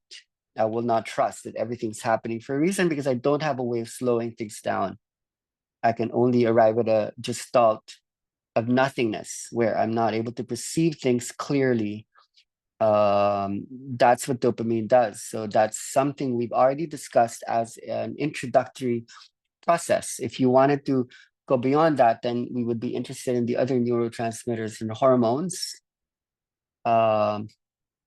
So in general, there's also this thing called the Sylvian region that is responsible for the gestalt. Now, what we had discussed in the past that dopamine does shut down, the rerouting of dopamine is the default mode network. Okay, so when you are off, something is on. And this is responsible for thinking about yourself, thinking about like others, having a conscience. That does shut down momentarily in the dopamine break. But in the inner dance, we actually do turn on the default mode network because the default mode network also brings about a gestalt. So, when you're relaxing, let's say on a vacation, when you're playing games on your cell phone, when you are traveling, when you're thinking without thinking, you are looking at the whole picture. It's like you're thinking about your mom, you're thinking about your work, then suddenly like in the default mode network, insight can often appear. So some of the playlists that we're constructing that's either relaxing, meditative, work-based, we're also activating the default mode network. So we're not just here to stop the thinking process. We're actually here to elevate or expand the thinking process. All right, so I think you do have a lot of options, and these are quiet, subconscious intentions that space holders. No, let's put that somewhere else. The space holder holds intentions or intentionalities. Um, there are these options. Do I shut down the default mode network or do I turn it on? That would determine my style of music, of playlisting, of touching. Um, those are options. And depending on whether you're using sound only and you're not holding verbal cues, that would like determine what will um turn on and what will turn off. So let's say your point of view is to go here, then you would not be at all interested in the gestalt. Let's say you're holding more sound and you're not like allowing imagery to come up, then you're not activating like a lot of these. Now remember, gestalt means whole systems. It also means integration. So there is a chance that people are not integrating, that they are disintegrating when there's too much of certain intentionalities or options that merely come with a style, not even with a clear, I'm going to like destroy people's thinking because thinking is bad. Like words are bad. I don't want them to language things because words are ever not clear, like I want them to. So then you would be okay to destroy the reading part of the brain. Now, this becomes key in the larger hermeneutics where these areas that I point out would be the regions that light up when you are reading slowly, right? So when people are dyslexic and are having a hard time reading things, then these areas don't actually light up, and there is a like a thinning out. These areas aren't as thick in non-readers as they are thicker in readers. So when you talk about intelligence and being able to hold information very well, there's a developmental stage where these things start to get developed and mature. And that's something that did have to happen in humans in general. So let's define these so that they're not just like scientific terms. What I want you to look at is there are interesting things here if we unpack them. Here, it already is quite revelatory when you say temporoparietal. When we look at the brain here, basically where we're starting out is this is the temporal, and this is the parietal. Okay, so we've studied enough that there are these differences in these different cortical areas. The temporal lobe is very good at processing sound or audio. The auditory cortex is there.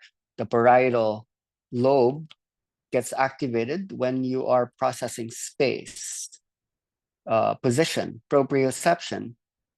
So it's easy to see how the temporoparietal junction could lead to a gestalt or a big picture because sound is oral. If it's not discursive, sound extends across vibratorily as opposed to like a more dense thought forms that would be like a word as opposed to a vibration. The vibration spreads out a lot more. So there's a part of the brain that processes that. And then space is space. Like when it feels like the room's becoming big, that's the parietal lobe getting activated electricity wise. So when you bring these together, that in a way holds a gestalt process. It's exactly the meeting point, the Gadamerian middle space. It's the space, the temporoparietal, the junction the meeting point of the temporal and parietal. That's a gestalt part. So in the inner dance process, getting someone to lay down activates the parietal lobe. Activates means you light up, you create firing patterns, action potentials, synchronous neural oscillations, spreading of electricity. Just getting someone to lay down in a horizontal position already triggers space. And then when you add sound, already you create that meeting space between sound and space. So in a way, people can arrive at a big picture just doing that, like literally. Now, that's more the basic. The fusiform gyrus and the perisylvian region would be more specific here. So where should we start? Let's start with the perisylvian region. Looking at the brain, how do we understand this? I think the functional would be it. Now, let's start with the tract. Okay, so let's study the arcuate fasciculus. Okay, this white matter tract. What is the purpose? What is the function of the arcuate fasciculus? If you open this up, you unpack it. The function of the arcuate fasciculus is it allows for a conversation between the Broca's area. This is a test for you if you really kept up with the course for now. What is the Broca's area for? It's responsible for language production, being able to produce speech, to send out your rhetorical intent. The Wernicke's area. So if you're not able to produce language so well, your Broca's area is not yet developed. So you want to practice that as a child or as an adult. When you go into inner dance, light language is the breaking down of the Broca's area into other dimensions. And then when you want to speak clearly, you have to reactivate the Broca's area without losing the benefits light language or aphasia brings you. The Wernicke's area is responsible for language reception, or more clearly comprehension. It's like when you understand what other people are saying, then you develop or thicken your Wernicke's area. So going back to the brain aspect, the arcuate fasciculus allows for the communication between the Broca's and Wernicke's area. And you know what? The people who have thicker arcuate fasciculi would be fasciculus. They would be like musicians. Musicians have thicker arcuate fasciculus, which means that they can, in fact, comprehend meaning because of their access to music or sound. So exposing people to music or sound, in fact, even though it may not be so clear in the beginning for a lot of people, exposing people to the sound, to the playlist, it could be clients, students, and whatnot, people in addiction. Exposing people to the sound actually helps them to understand and produce meaning in the long term. So that could be months, weeks, not going to be days, that's one amazing benefit, like a hermeneutic circle would complete itself just through exposure to the inner dance playlist on, this first step, like basic way. It's not just the arcuate fasciculus. It is also the inferior fronto-occipital fasciculus that would also be important. And these are elements that are located in the, like here in the perisylvian region. The perisylvian region connects basically the Broca's and the Wernicke's area. Okay, areas, so to speak. Which is to say, if you want people to arrive at a gestalt, when people are laying down, that's why language still plays a part. That's why you would want to develop your verbal cues. That's why you don't want to lose your language Language is the very device, the very evolutionary point in which sound and images come together, which are two different ways of understanding points. Like a point could be a grapheme or a morpheme, uh, right? Oh, sound or image. So what language does is it brings together all the morphemes and graphemes together so that one could arrive at a meaning, a construction of meaning or a signification of meaning. Um, so what am I trying to say here? Like if you want people not to stay like a baby, and babies really don't have functional Broca's and Wernicke's area, primarily because babies don't have contralateralized brains, meaning babies don't have opposing left versus right hemisphere functionalities. For a baby, left and right are the same. So if you want to make people babies, then you ipsilateralize the brain. So then they won't be able to linearize their thoughts. It's very hard to chronologize time for a baby. For a baby, babies don't know the difference between the future and the past. They don't remember things in history. They don't place whole things in history, and then they don't anticipate the future. They don't plan out. They're living in the present moment. So if you want to be like that, then that's okay. You can ipsilateralize your brain. But if you want to function, then developing this area is very key for yourself and for other people to arrive at the gestalt or the big picture. So that's what brings about the collusion between discontinuity and continuity. The more people stay in, the more they access parts, and each part then starts to comprise the whole. So you are still dealing with narration stories. It's going to be a much, much bigger story made up of bigger parts. And for that to happen, there needs to be a developmentalism, like a new brain needs to come about. And the perisylvian region is something you don't want to totally shut down. What is the other one? The fusiform gyrus. Okay, let's look for that. Wonder if that I was trying to, I don't remember. I think I was looking for it. Fusiform gyrus would be somewhat here. Okay, let's look for that. Down here.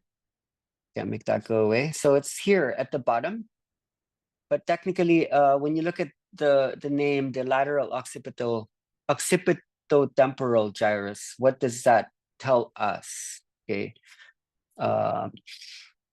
Lateral occipito, which is the occipital, and the temporal gyrus. How can you apply this in inner dance? How does this become meaningful? So as you well know, the occipital lobe is that which contains the visual cortex, V1, V2, V5, which is the part of the brain that processes the image. And the temporal, as you know, is that which processes sound. It holds the temporal cortex. So you can see how this is the fusiform gyrus is the part of the brain that's hermeneutic in the grandest way because it combines images and sound. Okay, so which is to say, we had developed the brain and the output is language. The gestalt brain, in fact, is that which combined sounds, which are morphemes and phonemes and images into words. That's what words are. When we say you cannot put infinity into words, in fact, that's what words did. Words, in fact, contains infinity in a way that we can hold it in a particular point in space and time. That's what words do. So don't keep going to these new age repetitions that words don't do anything. That's what words did. It allows for a fusion, fusiformation of the sound image so that the, like letter morphemes and graphemes can contain the infinite in simultaneous um, synchronizations that's also sequential, right? So I think that's quite important. So in the first, you conduct sound, but as you speak words, and the arcuate fasciculus and the Sylvian fissure would start to take that sound and then bridge the images there. I would say the Gadameron gap would be, the best way possible is to ask questions. When you ask the right questions, those questions are holding paradigms. Okay, you may have answers to those questions or not, but those questions for many people are answers unto themselves. From a retrocausal universe, the answers the questions allow answers to be seen. In a way, they hold a space. I hope you are seeing the value of this in the outline. The brain's gestalt areas are the association areas of the brain. The precuneus and the cingulate cortex, these are DMN parts. I don't know if I actually completed this. So there's the lateral occipitoparietal gyrus, which is the fusiform. And what this has to do with reading is wait, where was that? It's in the I talked about the fusiform area because this is the we don't have the space to really go into this, but the visual word form area, or the VWFA, is the part of your brain that lights up when something becomes meaningful. So let's say I make you look at this. So let's say I make you look at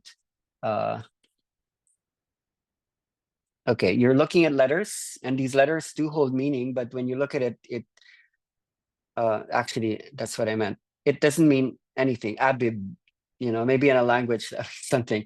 But if I write this down, your visual word form area would light up, and suddenly your gestalt parts of your brain would start to light up. Suddenly something means something.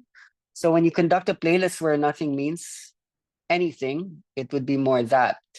But once you put in enough, there would be maybe that.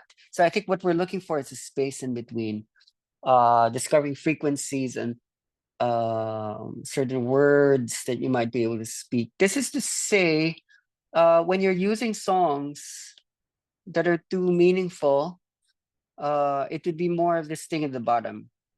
If you're creating enough gaps, maybe there's too much songs and you're really manipulating your goals. I want to make them cry. I want to make their bodies move. I want this to happen. And you're not just allowing the thing to happen on its own, then you're not creating the right gap. You're not creating the space. There is no hermeneutic circle there. It's really just your intention to get more people into the room, to gain more power, to earn more money, and to create like an empire where you're like the teacher. If you want to create real intelligence, then songs are good, but after a while, vibrations and frequencies and noise create more the space or the gap that allows for the what you're looking for is, do you remember when you first read what it was like to read the fairy tales, and then the whatever novels or books, fiction especially lights up the fusiform gyrus more than nonfiction.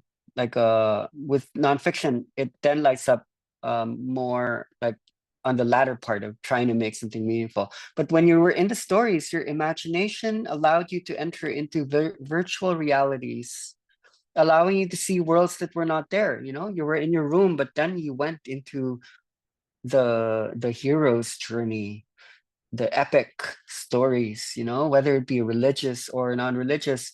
You're able to go to places that are not there, which might actually be more real than what seems to be real.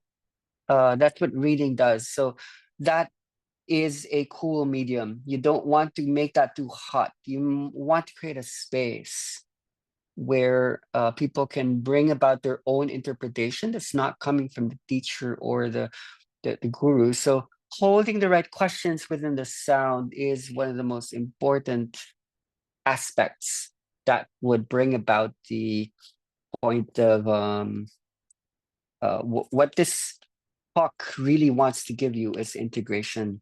What does it mean to integrate rather than just to integrate, you know? Because we have these tools for disintegration. Reintegration is something that needs to come to us more clearly now. Okay, so let me close this talk because I've just been going on and on. This is important. Faces were the first books. So firstly, okay, in the work of Stanislas Dehaene, he has this theory called the neuronal uh, neuronal recycling hypothesis. I could be messing this up, and it's recycling neuronal hypothesis. I'm pretty sure this is it. His studies, and he is probably the most quoted, the most prominent neuroscientist who's studying the reading brain. I've been reading his books for quite some time now. Some of you might be familiar. His hypothesis is that the reading brain, in fact, like I'm pretty sure I didn't write this right. Recycling. The reading brain recycles more ancient brain regions, and that's basically the before books. What we were reading were faces. Okay, reading expressions, reading emotions. So when you look at this thing on the right, these areas that I mentioned as the Gestalt areas, we would read people's faces. That's the first book, and you can easily imagine why that's useful. It's like, okay, am I in danger? Is the tribe in a good space? Am I able to trust this person? Should I be, fighting? Should I kill this person? So that is the first book, and later on we would realize that these areas that I had mentioned also are, for example, like synesthetic. The fusiform gyrus, along with the angular gyrus, is where we perceive color. And we've already mentioned like words integrate there. Like again, these are the association areas of the brain. This is where sounds and image associate. But emotions plays a key here, where being able to read the emotions of others allowed us to develop a metacognition and a theory of mind where we were able to understand others, not just the ego of the self, so that we could detach from the sense of identity into a more global identity. The sensory motor cortex spans the reading brain. Okay, this is important. I don't want to skip this.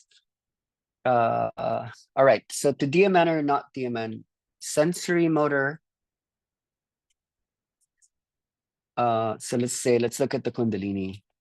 The Kundalini activates the active body moving.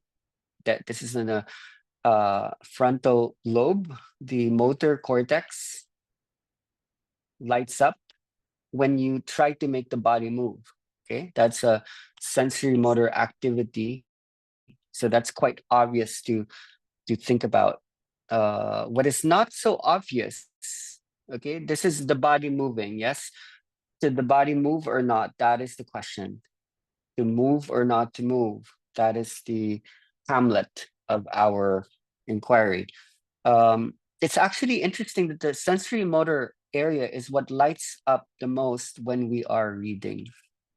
Do you understand what this means? I don't know if you know enough about the mirror neuron system, When you're watching someone doing something, you actually light up the part of your brain that's moving without moving, having to move. That means you are able to memorize, to learn something about an action, not just by moving your own body, but by lighting up the part of your body that registers that movement. And sensory would be the way of sensing the world in that part of the brain. So it's very interesting to understand that when you're reading, you are also actively moving inside. But when you're reading, you are not moving. So this still values the next phase of inner dance, which is the inner dance, not the outer dance. When you activate the occipitotemporal or temporal parietal, the association areas. Remember the gestalt. To integrate means not to get so intentional on making the body move. It is, in fact, when the body stops moving, that used to be moving, like moving into the not moving, is what allows the child that was playing, like running around the whole space. When the child stops and learns to read, that's when the child starts to integrate all of the points. Okay, now we can close with this and more. Let's start with this and then skip the synesthesia. I want to bring this up as well, the face hallucinations. I've been getting all these messages from people who attended like previous trainings, particularly in CAP, and then they would say, okay, I was watching the teacher's face and his face would like change. His face would morph while I'm watching him, and it's really amazing. It's so spiritual that the teacher's face is changing. I don't really say a lot when I listen to these because I can't remember how many times people have spoken that, yeah, when I was speaking in a training, my face keeps changing. So it doesn't need to be just understood from a mystical space. When people take psychedelics, that tends to happen, and it has something to do when the occipit. It happens when the occipitotemporal and the temporoparietal junction gets lit up, either in psychosis, either in uh, um, yeah, like all these different but especially in psychedelics, like faces start to morph and change when the fusiform gyrus starts to light up, and it has something to do with um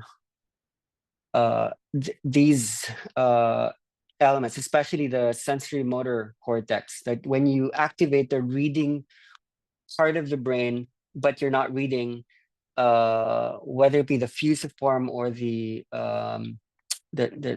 Sylvan Fisher, or that is bound to happen. So you might hear that in your own processes that, okay, I'm looking at someone and then their faces start to morph, primarily because we're interpreting meanings by watching people's faces. And when you want to expand your system of interpretation, you are now less judgmental.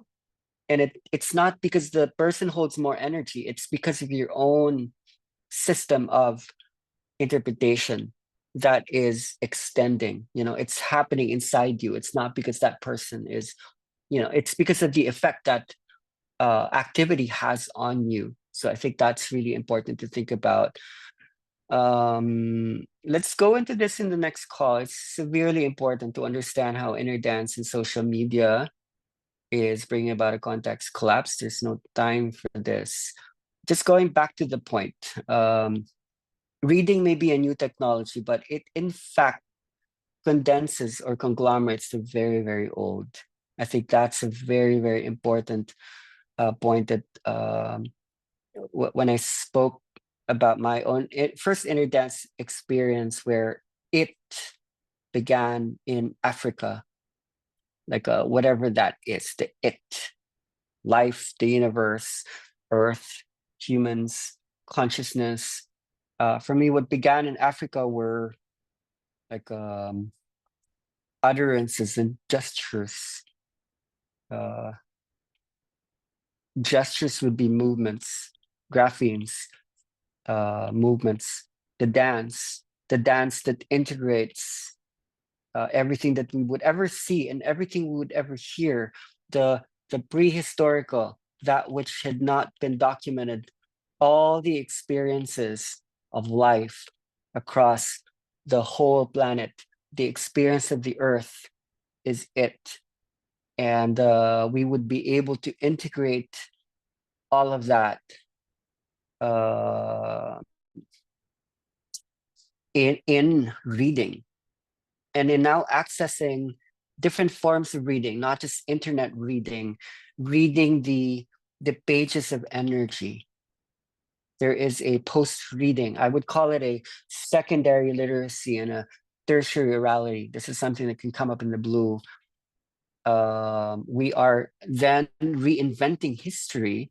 From post history, we're going into post. That is what the fourth and fifth dimension is all about. So all we're doing now is we are studying the brain and consciousness. Thank you for sitting with all these, because these are important to take in. Whether you like it or not, it is happening. It is in all these intensities that are exploding. I'm gonna stop broadcasting the screen. In everything you're holding, this is what we are playing with. This is the classroom. This is the playground. So I hope this is eventful or meaningful for you. It takes me so much to gather information even inside myself to be able to explain or share this clearly. I've been studying a lot of these for a long time, but it took maybe a 1 year conversation to be able to bring this up in a way that's not in a hurry. So being able to go into the colors like these week per week, month by month, this is these are the first moments I'm finally able to outline these well. So thank you for listening, and something really wanted to be heard and to be seen. And it is not me, it's consciousness itself wanting to become self-conscious through all of us. So thank you for greening this space. I'm gonna go to the gallery just to see who's here and invite you to reflect with me. I'd be honored to feel your reflections, and please watch the first call, because there were so many interesting things there about culture, about the east, west, north, south countries, communication styles that would be very applicable. So I'd be really happy to hear from you today. What do you feel? What, is this making sense? Is this confusing? Unmute yourself if you can, so we could hear from the world. And for those who don't know, I'm in Vietnam. This is my first day in Vietnam. I'm with my mom and my partner on a vacation.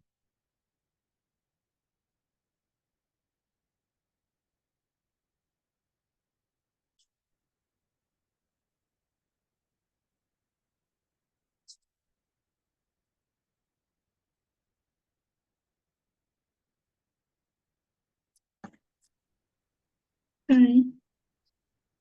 Anahata, are you Hello. sharing? Yes, let's hear from you. Yeah, I wanted to share and I wanted to ask a question. First of all, I wanted to say thank you for sharing all of this with us. I did watch the first call this morning and it felt important, and also somewhat I could see that there was some level of relief from you that you are able to share it. So I really appreciate that, and super grateful. It's a lot. It's a lot to take in with everything that was shared now as well. So I personally will take my time with it and probably listen to it all over again.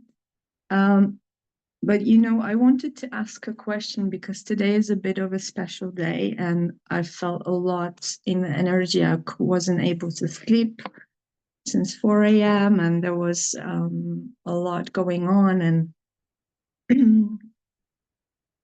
because we are in this time period, there was a certain level of intensity that we felt here.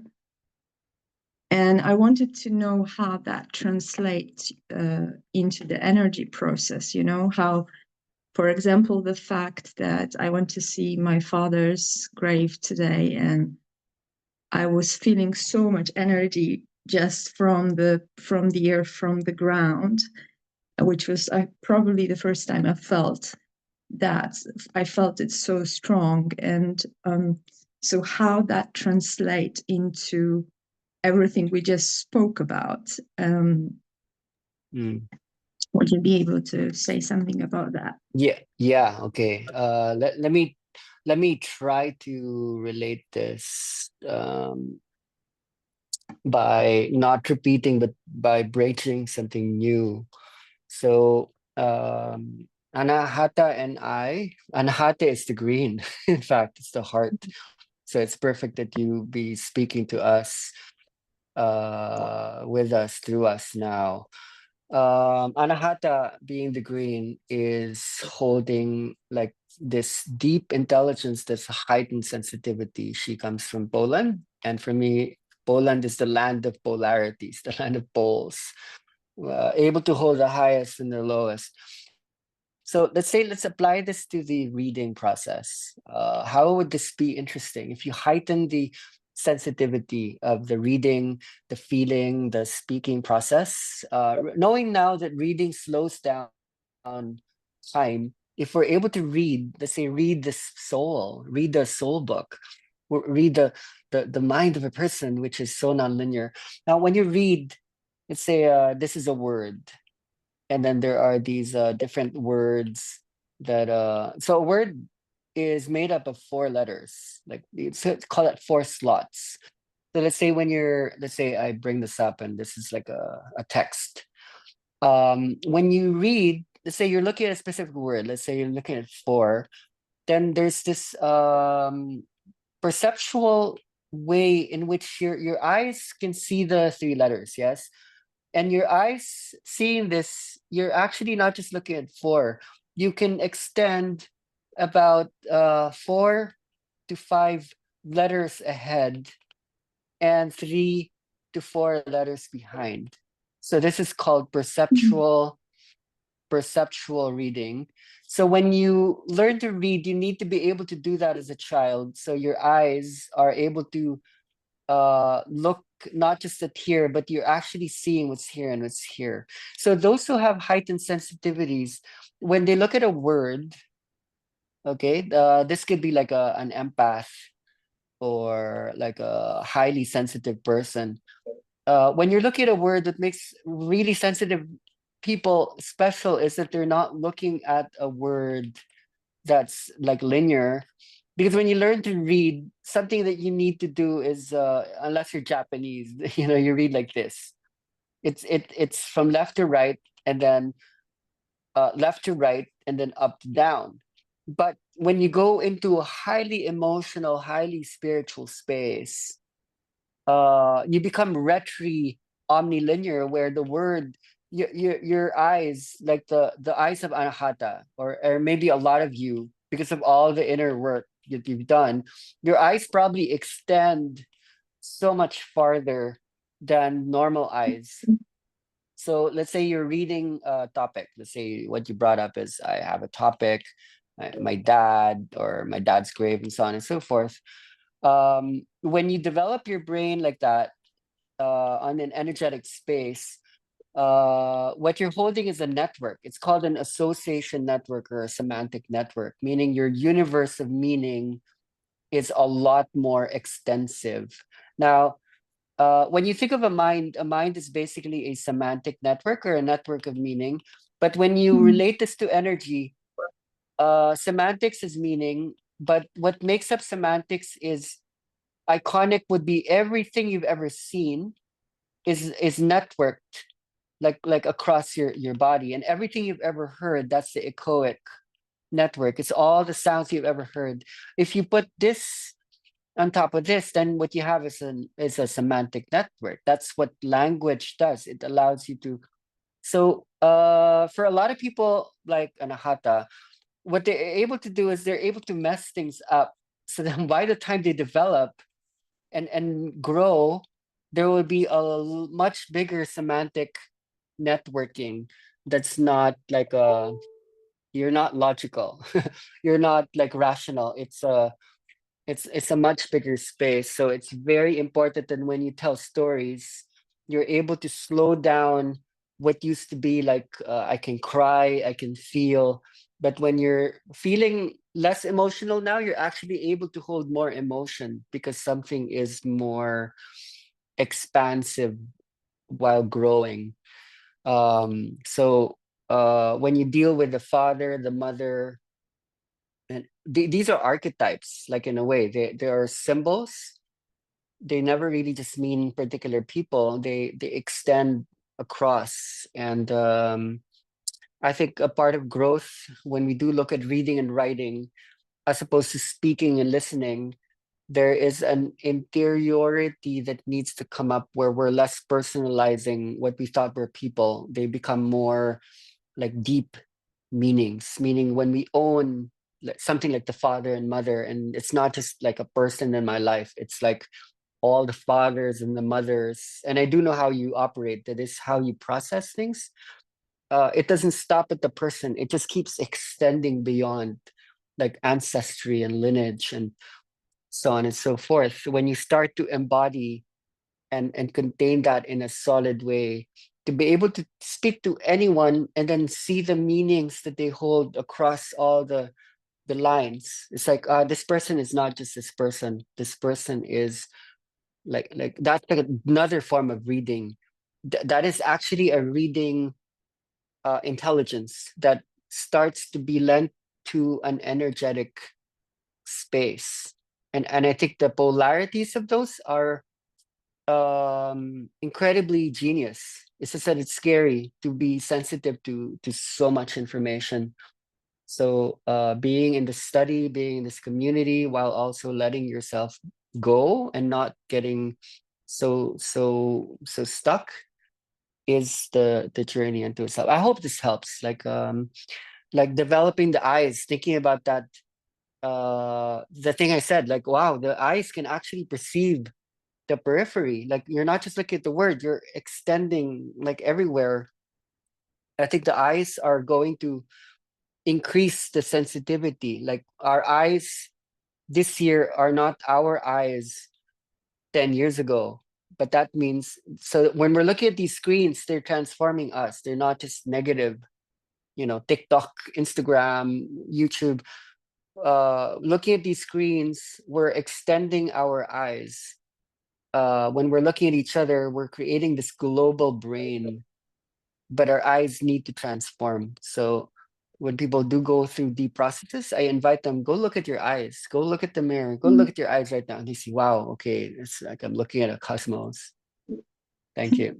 And thank you. Yeah, it's interesting because I actually do have certain eye sensitivity since 2 days, and I Mm, I get to like the light is a little bit too much for me right now. So yeah, it's been an ongoing process, and I just look mm, at it mm. what You it know how does it in is the. when like there's this intensity, we sometimes turn off the lights when people can't stand Mhm, it, or when mhm, people are trying not to get distracted, they close their eyes or they half close them so that there's something about the light entering the eyes that's creating judgment. So oversensitivity to light also activates some of the brain regions that wants to stay more in the vibration or the sound. mhm. Thank you. Mm. Thank you. Amazing. That's a beautiful question.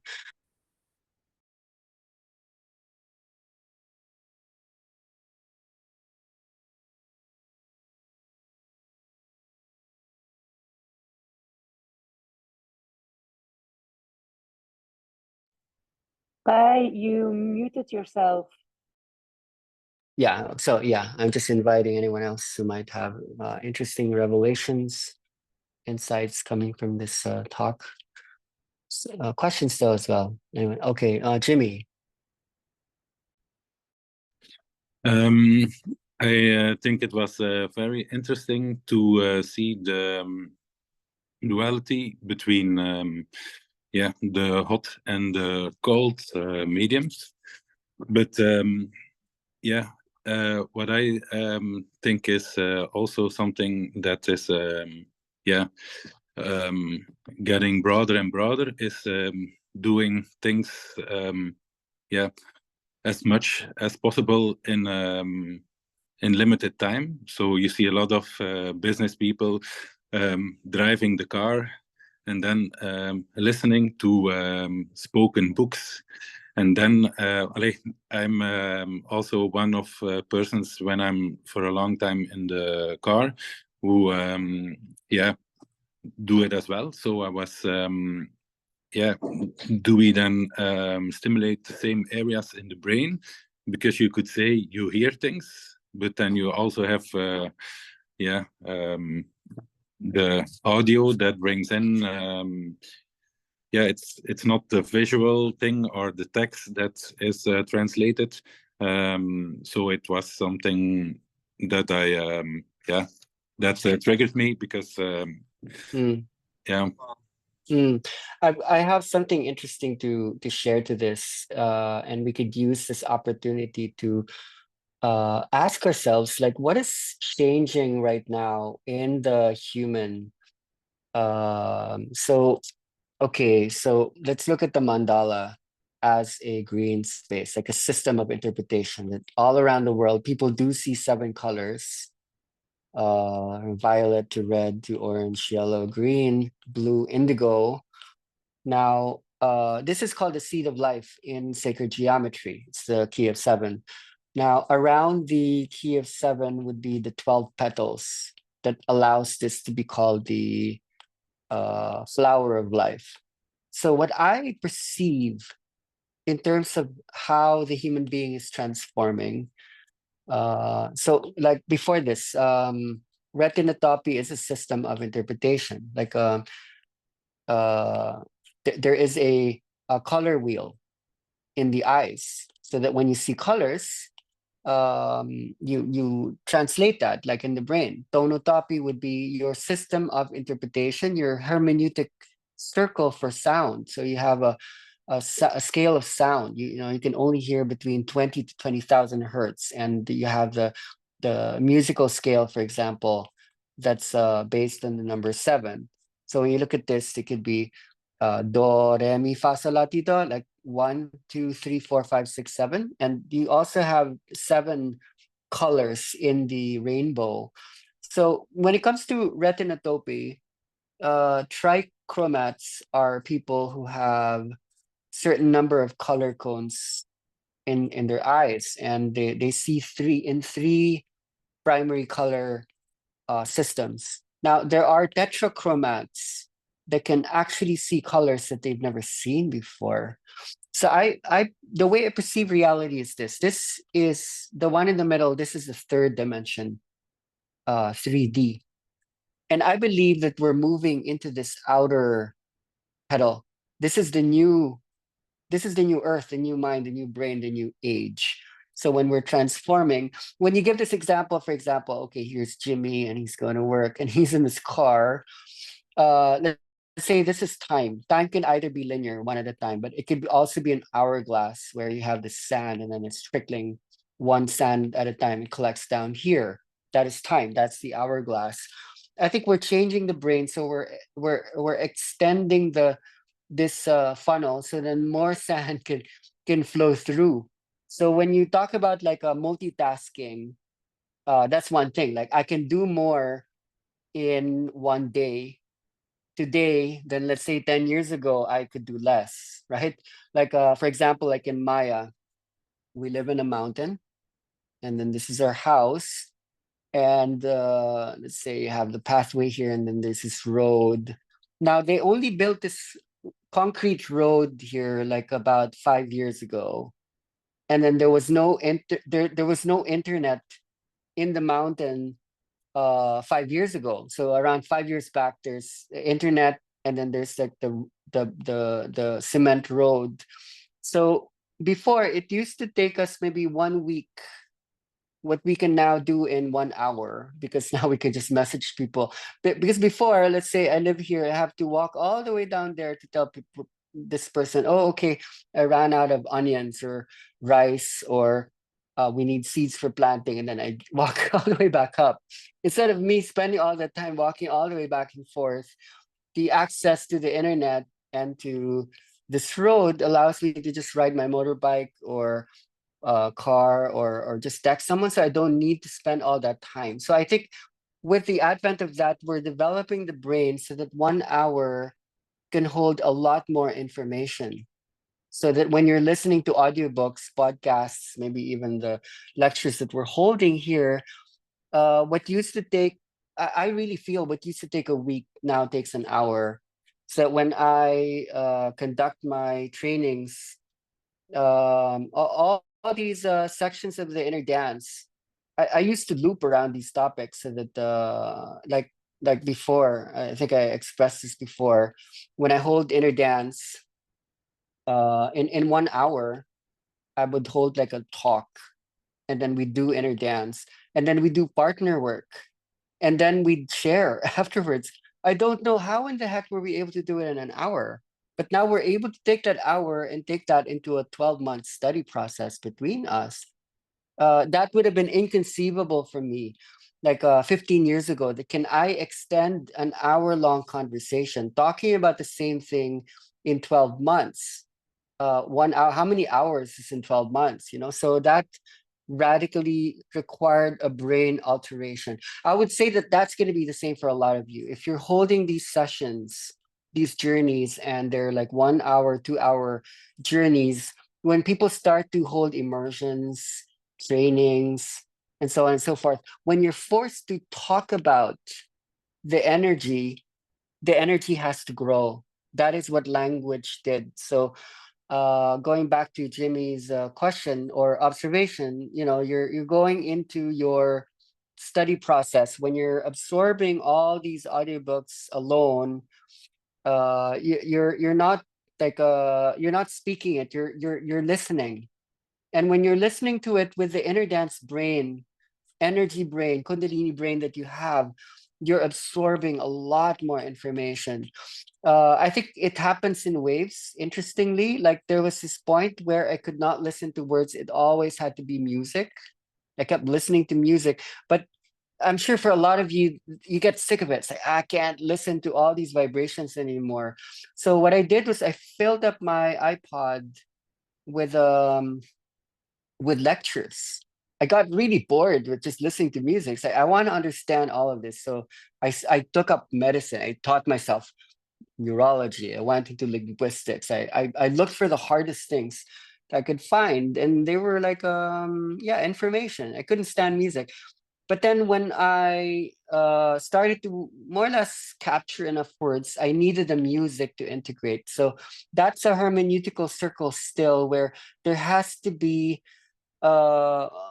like enough of a dance between words and music. I think those are the two things that need to dance. Like people need to lay down to be able to digest what they're absorbing, but they can't just keep doing that. They need to stand up, and they need to open their eyes, and then they need to activate the brain parts that are dysfunctional when we're laying down. So I am more interested in more and more like the conscious process, because this is the unconscious process. I'm really much more interested in waking up, not just going to sleep, not just like mystifying, but I'm really interested in demystifying. So I'm really happy when people take the playlists and also take these studies, and I think we're all in this together. We're studying together, and I think it's super exciting. So yeah, what I want to say is Superman. super brain. Like we're able to do things more. Cross conceptualize and multitask is the same thing. I can do many things in one moment, and I can also think about many things even as I'm talking to this person and processing the species and you know, the earth. I don't know if that makes sense, but for me, that's what the inner dance does. Thank you. Yeah, thanks a lot. Thank you. All right. Anyone else may have something now that you have some time to also think of your own sense. And then we'll close soon.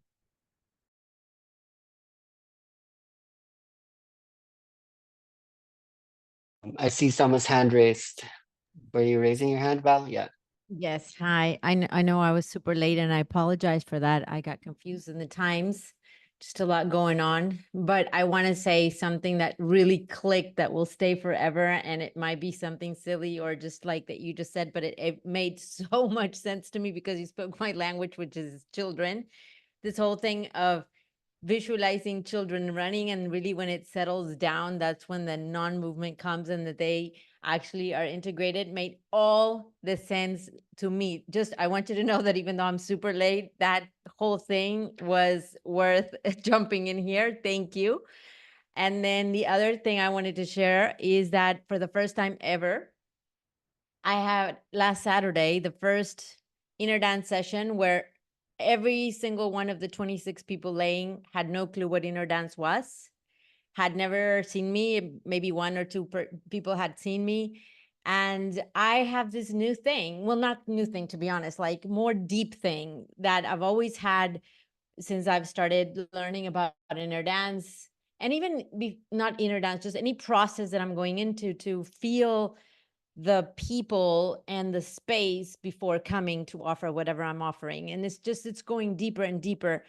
And in meditation, I felt so much pain from these people. Like I could not pin down a playlist. We're talking like the next day was going to be at 7 a.m. It was 1 a.m. and I was still listening to songs and music. And I'm like, nothing was making sense because just what I was feeling. And lo and behold, it was by far, I'm going to title it as the most incredible session. So for me, just to open a space of continuing to trust the music and that, you know, we don't have to have it all figured out, that this is a playlist I feel comfortable with. And this is where I know I'm going to go ding ding with whatever instrument. And I just took a risk, but just saying, okay, you know what, for whatever reason, this playlist is making sense for this, even though it's not making sense for me. And the outcome was incredible. So we opened a space in Yucatan, Mexico for the first time, and so many things unfolded. So that was something new for me. And I just wanted to bring it up and share it. And thank you for all these lectures. That is mind blowing. I think that still interrelates with this particular call. And that's a good way to close the green. I think one of the greatest fears in the human condition, which is what like arrests our development, keeps us from growing, faults our maturity, which is sometimes good. We can become childlike, but we can also become childish in the adult. That could be power driven, greedy, not really just being okay. And I think one of the greatest fears is the fear of commitment. And for energy people, that's something that goes away, because when we're totally open, we don't want to limit things anymore. We don't want to, hold things down. We don't want to stop what is moving already, because we worked so hard to create this dynamism where everything would flow, everything would just explode. So when we are, for example, choosing a song, either creating the playlist on the spot or choosing a playlist that is pre-made, for me, there's no difference. It's the same. It requires a commitment, because you can never really know. it's impossible to know because you haven't lived it yet. This thing hasn't happened. And the choosing of a playlist has nothing to do with the right or wrong. It has more to do with beauty, aesthetics in art. It's beauty and not so beautiful. But that's a matter of perspective. For me, there is no right or wrong. When you hold a body, the moment you're doubting is the moment you're already doing the wrong thing. There is no right or wrong thing. When you're holding a person and when you're trusting, even if you're doing the wrong thing, it's still the right thing. It's still going to lead to an outcome where, that's what literacy or the reading writing tradition took away from us, that level of trust. Because we go to school and you write your paper and then you get corrected. That's wrong, that's bad. We're coming into another type of reading writing, the book of the old manor, the old woman of Wandering Mountain. If you weren't here when we started to talk about that, it's the never ending story. Then if you remember that book, this is particularly special for you, Val, because you're a teacher and your profession used to be holding children who are growing up. Now you're holding adults who are now growing down. So there's probably a meeting point there. But because we are the ones exposing ourselves to this level of commitment, it's actually scary to be holding this type of work because you never know what's going to happen. There's always that critical point where things can go up or go down or left or right. So why do we do it? It's because of that. It's because we will never know. And when we open ourselves up to the unknown, even though we will never know it, it still allows it to be knowable. Because one big debate in all this, shifting into other dimensionalities. We talked a lot about reading and writing now, which is a dimension. Now, Inner Dance is creating this obsolescence of the reading brain that allows for what is coming after the reading brain, which is still a reading brain, but meta super reading, alien ancestry reading, like reading the room, reading energy, reading the information on the pages of energy, which is another form of literacy, which we're learning. It's like we're training ourselves to read the book of energy. We still would be stuck with this thing that writers have to deal with when they have writer's block. Like writers get blocked when they don't know where to start. Like I don't know how to commit to a sentence or a word or a paragraph. So when people are designing trainings, when they're also just learning to hold space, a lot of people don't like holding space because they don't want to commit. So going back to the point, what is the point? I think where we get stuck with linearity is wanting to chronologize and to put things in order, which is like, this is number one, this is number two, this is number three. All we have to do right now is state that number one is the most important. But when number two comes, that's the most important. When number three comes, that's the most important. What people do is they like to create values and orders that no, there's a hierarchy here. This is more important than that one. Next thing you know, we're creating dualisms. So this new brain, it's kind of crazy because we just have to trust that no, everything's important. Okay, like let's not fight, especially for those living in the US right now with the elections coming in the next couple of days. There's going to be a lot of divisions, but yeah, I don't like that guy, but maybe he's needing to be there because he's putting some importance. So this should be the most freeing, I think. This making a commitment to something that's not committing to something smaller. Like holding a larger commitment means yeah, like that should help us with the anxiety of like, what is the best playlist? There is no best playlist. There is only everything is the playlist. I think that's what this is saying.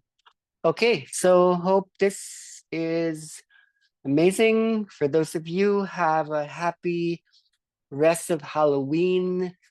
And in the next days, All Souls Day and All Saints Day, if you're having a vacation. Thank you for being here, even though it's the holidays. And see you soon.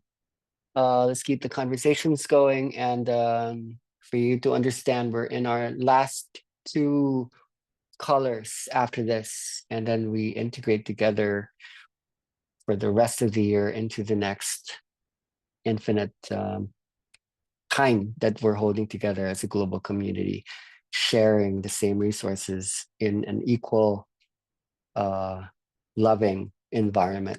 So thank you.